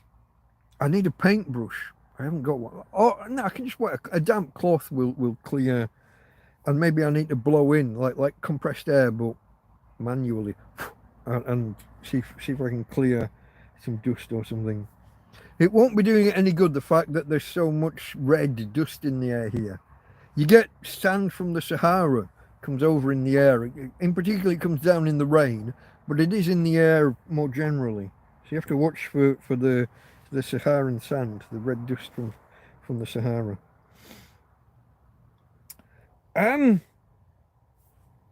Oh, here we go. Okay, here we go. This was so after I've done all this, after I've messed about with the EcoFlow and everything, I'm expecting at some point Karen's going to come back and bring my washing back. I told you that the day before she took it away, and I know she's a very now kind of person. Hey, Karen. Surprised she didn't actually bring it back the same day. She's done that before now. Take my washing away and ring me, tell me it's ready, and actually bring it that same day. But I thought she was going to come. So I heard a car come down the road. Tina started barking like she recognised the car, and then it didn't stop, but it pipped its horn here, went past and turned around. And I thought, well, Tina's trying to get out of the tent, and I'm like, calm down. It's just, it's Karen and family. Calm down. We got outside, and it wasn't. It wasn't Karen and family. It was Anthony and Sean and Mark, the two lads that have come over with him from Ireland. They're on the way to the airport. And this is where they drop off a bag of remnants, food that's left in the cupboard at the end of their visit. And by food, I mean whiskey. There was bread, there was utterly butterly, there was there's fruit, there's apples and oranges or tangerines, whatever. Satsumas maybe. What's the difference between a satsuma and a tangerine? I never know. I don't. Small baby oranges. So they drop this stuff off, and Anthony stops and has a cigarette while the other guys are in the car. And like I said, they're on their way at the airport. But I'm still waiting on I'm still kind of half expecting Karen, and she didn't leave it too long. This was 10:45. They came and went, and it was 1 o'clock, I think, when Karen came. So yeah, we're on Friday. I have a new life goal, folks. Get this. Okay, I need to backtrack a little bit. So I'm on Twitter. I know. But I'm on Twitter. There's a link in the description. But I'm on Twitter, and somebody says something about William Shatner, James Tiberius Kirk, Denny Crane, and somebody says something about Captain Kirk, about William Shatner, and I click through to they've referenced something he said, and I click through to it, and it says, "Fuck off! You can't see this. You're blocked by Bill Shatner, by William Shatner." And I'm like, what the fuck? Like, Captain, my captain, why have you forsaken me? What the fuck? What? I'm blocked by Bill Shatner, Denny Crane, James Tiberius Kirk himself has blocked me. Shush, Tina. So my new life's mission, forget all this getting back to reality and getting a roof over my head. I don't give a shit about that. My new resolution, my new aim in life. You can help me with this, guys. If you're not blocked by him and you can reference me and ask what the fuck. I don't think we've ever had direct communication. I may have tweeted something to him or about him at some point. TJ Hooker as well. Yeah, absolutely. What was she called? The blonde. There was Officer Romaro. He was the guy that was training. I can't remember the girl's name. The babe with the blonde. But anyway, yeah. If you're not blocked by James Tiberius Kirk, If you could ping him and ask, what did I do? My best guess is that I've said something flippant, maybe to somebody else or something, and maybe he's not got the joke or misinterpreted. Or maybe he's using some kind of chain that blocks people. Maybe he blocks someone if you follow someone else, or if you've commented to someone else. I can't think of a bad interaction or anything that I've possibly said. Captain, my captain. Kirk is better than Picard.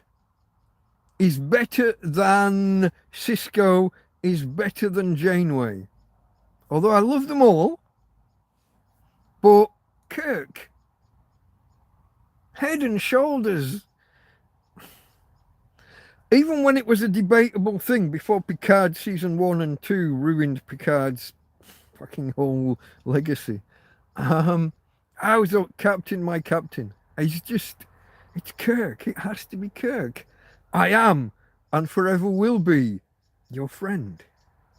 Even though you've blocked me, you cunt. What are you doing? I'm going to clip that. I am blocked by James Tiberius Kirk. Denny Crane himself from Boston Legal.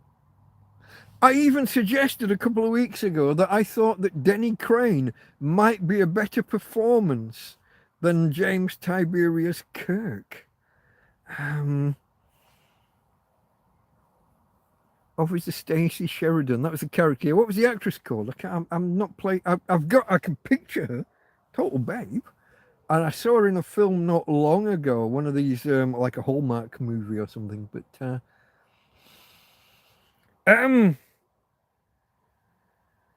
Captain, my captain. Heather Locklear. Yeah, okay, I got that look. Okay, all I needed was the Heather and it all came flooding back. My teenage years. Yeah. Heather Locklear.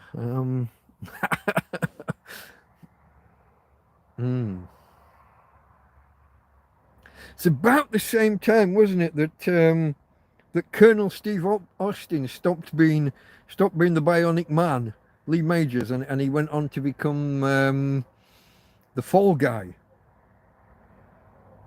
What was the character called? Colt Seavers, the Fall Guy. Because they've just done a film, haven't they? They've just done a reimagining of that. But yeah, when the guy from one thing goes on and does something else, and okay, but he's blocked me, Captain, my captain. What are you doing? What did I? Maybe from the phone. I don't know how to do any kind of advanced search. I can't look back and see our interactions. Maybe one of you guys can look back and see what I might have done or what I might have said where I've mentioned him. I don't know. It's possible that I've had a tipple one day and said the wrong thing somewhere. More than likely, though, I've just said something jokingly and been misinterpreted or misunderstood. I don't know. But Bill Shatner, he hasn't. I mean, the guy, what is he, 93, 94? He hasn't. Sorry, Bill, without being crude, I want to make it up while there's still time. I don't know what I did. Let's move on. So anyway, after I discover that Captain James Tiberius Kirk has blocked me, I decide. So this is Friday, and I'm going to do a TrampCast special later that day, celebrating or commemorating the 2.5 years of being homeless. That was Friday, which was also Valentine's Day, for anyone that doesn't remember. And I decided to watch TrampCast 001.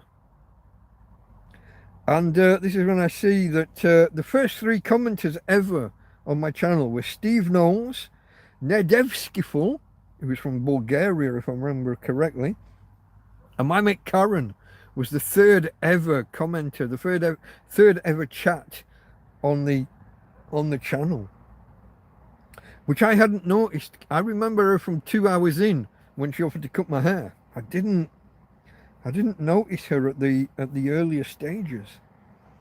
But since then, I've been watching all the TrampCasts again. I'm up to episode 6 at the minute. TrampCast 006.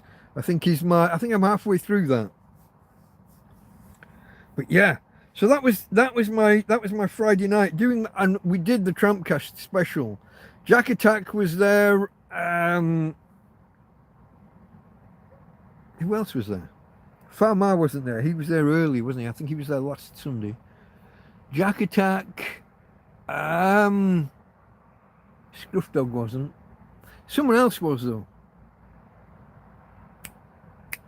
Chipmunk 2008 was there, and yeah, no, we had a good time. We had a good time. It was a good TrampCast. I really enjoyed it. So thank you to those of you who I didn't give anybody much notice. I'd mentioned earlier in the week that I might do a special talking about kids' TV and stuff, maybe from the 70s and 80s.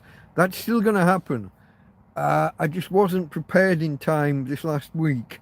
But then I remembered that it was my 2.5 anniversary, my 2.5 Trump anniversary. 2.5 years since becoming homeless. So I had to go live and do that. I only gave people maybe an hour, maybe two hours notice. So I appreciate those of you that did come along and take part. I appreciate your participation. Okay, guys. So that's Friday night. I didn't bother with Friday night would normally be Friday Night Tights. Although if you've been here a while, you'll see recently I've been skipping it and not bothering so much. This time I overlapped with it. I kept going well into their start time, so missed the beginning, so binned that off and just watched TV programs, Person of Interest or Elementary, whatever I'm on at the minute. Those are my two main ones. I'm also downloading. I saw a clip of Eddie Murphy. Beverly Hills Cop, Axel Foley, Axel F. I saw a clip of that, and that sparked my synapses. So I'm downloading that currently. I'm going to be watching 2 or 3 of the Beverly Hills Cops. Did they do 4 or 5 in the end? I don't remember. I'm going to watch the first 2 certainly. Maybe not bothered about some of the others.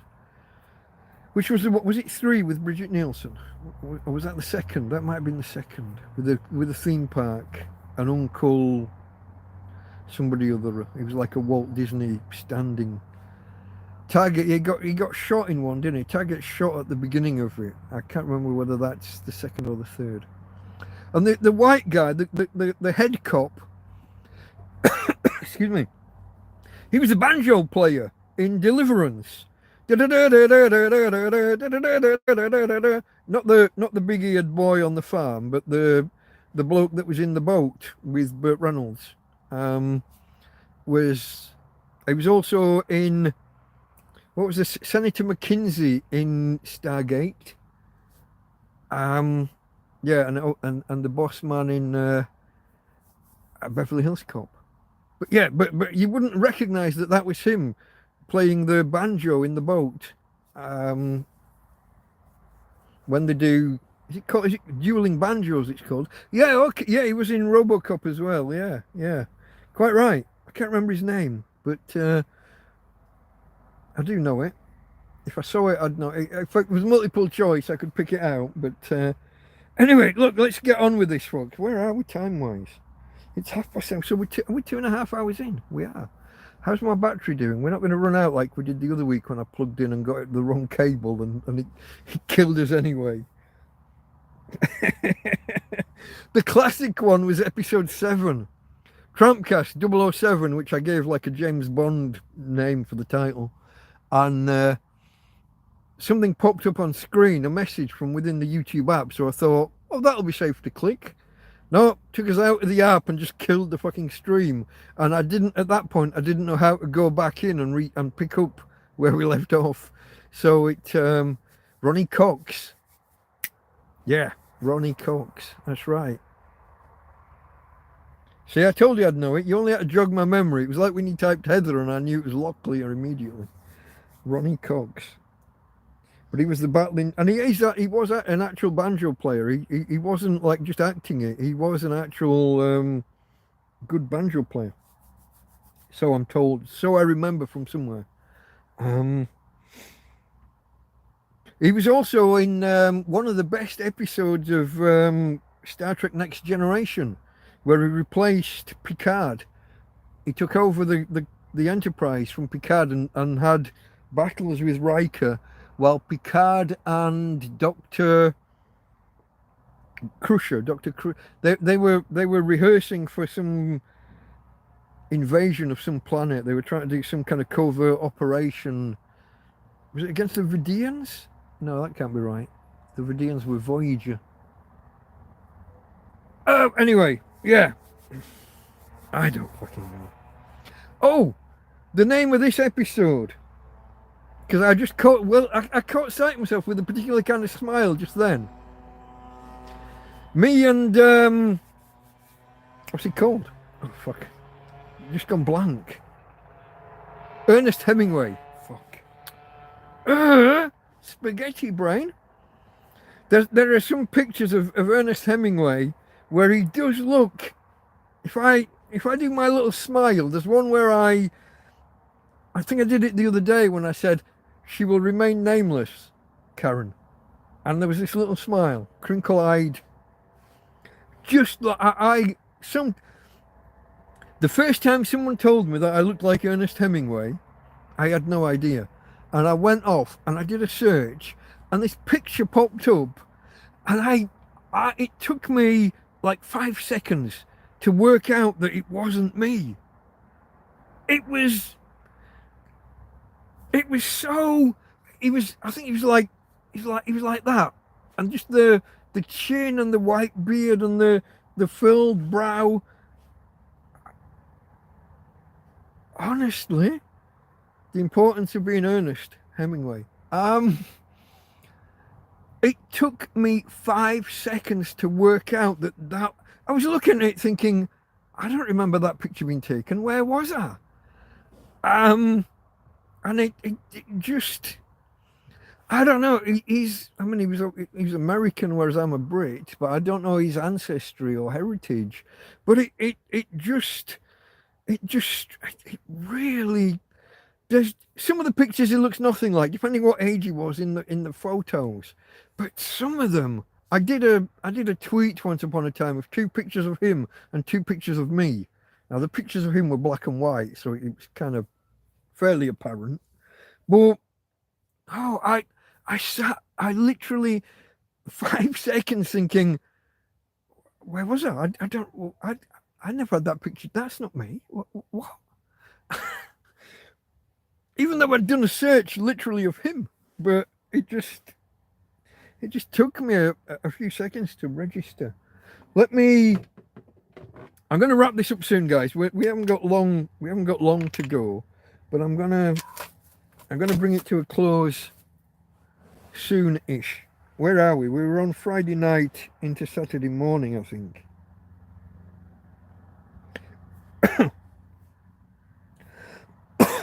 So Saturday, normal routine, dog walk, solar panel out, cup of coffee, blah blah, usual, same old. Sat inside most of the day. It was a warm day. It was sunny mainly. Just lounging inside, watching watching my videos. And then I step out, and there's a newspaper on the floor. And I'm not sure. I'm looking at it and thinking, have I knocked it off? Have I knocked it over? Who? How? What? I think Colleen, my friend Colleen, must have come, and instead of saying hello or whatever, she's just. Maybe we weren't here. Maybe it was while I was walking the dog, and maybe I've walked in and missed it and not noticed the paper. Newspaper on the floor, but it's like this week, so I don't fucking know. So thank you, Colleen. If I didn't include her in the thank yous at the top, I should have done. But yeah, thank you, Colleen. I think that's what's happened.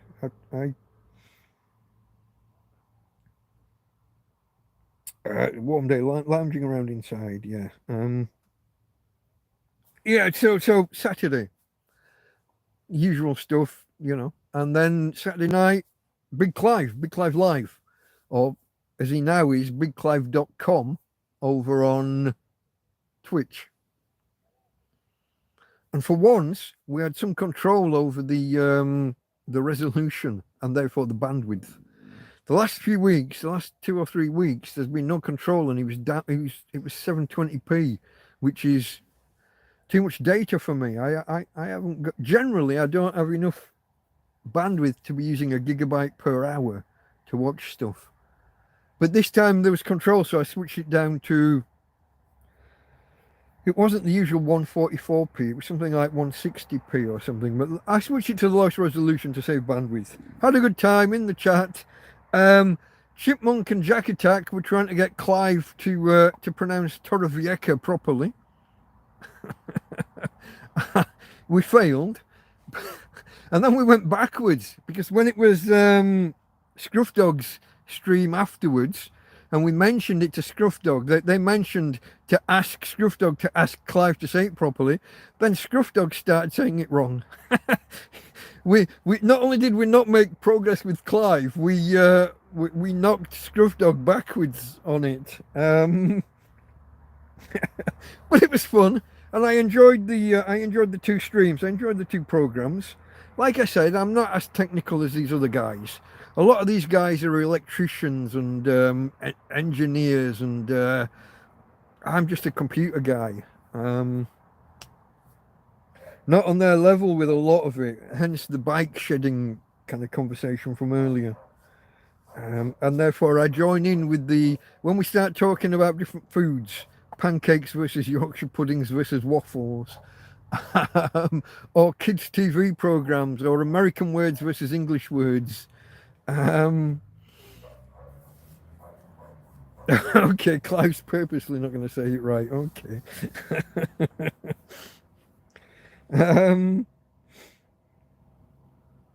So yeah, like I said, I do the bike shedding thing. I join in with the peripheral conversation rather than the main stuff. So that was Saturday night and into Sunday, and my latest start ever. Honestly, woke up. Get this, 10:40. I woke up 10:40, and did the putting the solar panel out properly. Fortunately, good sunshine. We were fully charged by lunch as usual. Never as long as the sun's shining, we have no problem getting enough electricity to get by. Within 2 or 3 hours, I'm fully charged, 100%. But waking up at 10:40, I was awake really late into the night. I was still awake at like 5 o'clock, wondering why I wasn't tired. And when I eventually did fall asleep, obviously, that's why I woke up as late as I did. But so late start. They put the panel out, get coffee, walk Tina, But I know that at 12 o'clock I have to start preparing my notes. I have to write up my notes ready for TrampCast. Unfortunately, I hadn't realised my phone had become unplugged and was on like 9% at 12:15, 12:30. Whenever I decided, yeah, go on, we got to get on with it. Oh shit! I had to plug the phone in, and so it was way. It was like 1:30, nearly 2 o'clock when I actually sat down properly to prepare, and everything was running late thereafter. And I think I was late coming and getting going because I was rushing everything. I'd got everything wrong. I'd mistimed everything all day long. But that's me, folks. And that brings us up to date. Oh, okay. One final note here. While I was charging the phone, I went to get up and go get the phone after it was charged. Silly note I've written to myself here. I garroted my ghoulies while trying to kind of drag myself off the mattress. I pulled the shorts in like cheese wire around my nether regions. So you're welcome. These are the sacrifices that I make for you. These are my sacrifices that I make in order to bring TrampCast to the masses. So that's just brought up to date with that. The only other thing to add is upcoming for this week, and there's not really much out of the ordinary. The usual survival-y kind of stuff. But tomorrow, the 17th of February, marks 9 years to the day since I arrived in Spain. So that's a little something. I don't know whether I will mark that or not. It's the beginning of where everything went wrong, I suppose, although it was years before it spun out of control. When I arrived, I had money in like tens of thousands in the bank that I lived on for years, and I've still got some in the bank, as you know, if you watched either TrampCast 001 or if you watched the TrampCast special that I just did on Friday night, where I tried to recount the story in a more condensed manner and failed. But I'll edit it down and make a more condensed version out of it eventually. But yeah, 9 years, February the 17th, I arrived in Spain. And get this, I'd booked an apartment, a holiday let, for 13 days. I had 13 days, and then I would have to return to England or find an apartment. And I did. I wasn't homeless. I haven't been living in a tent for 9 fucking years. I did find an apartment for 3 months in the centre of town. And then I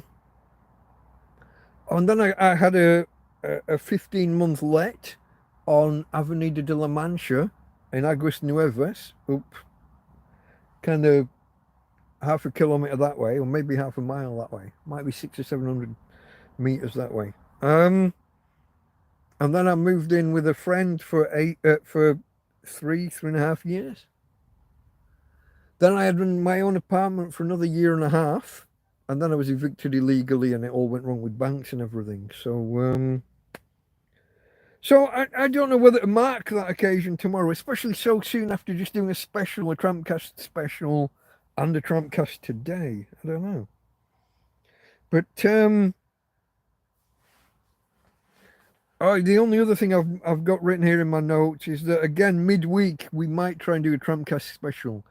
I'll try and do the one that I've talked about 70s and 80s kids TV, maybe.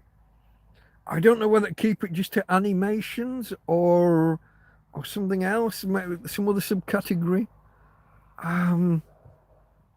Maybe animations. Maybe we can do puppet shows, Thunderbirds and all that. Maybe we can do that as a separate show. And of course, some of you guys aren't in Britain and have different memories and recollections. I don't know how I would work all of that in. But we'll try and do a TrampCast special at some point this week, I'm thinking. I don't know whether Friday's a good day for it or not. Maybe Tuesday, maybe Thursday. Almost certainly not Wednesday, because we've got other things scheduled Wednesday evening. But okay, folks, I think, and I haven't got a Tina here because she ran away when that firework went off. Tina girl, are you going to come here? Tina? No, I don't think we can end in the traditional way, folks. So I'm just going to have to say thank you for joining me. Thank you, everybody. Let me check that I haven't missed anything. What if I pre-record something with no distractions? Yeah, it's possible, isn't it? A video rather than a live stream. Maybe.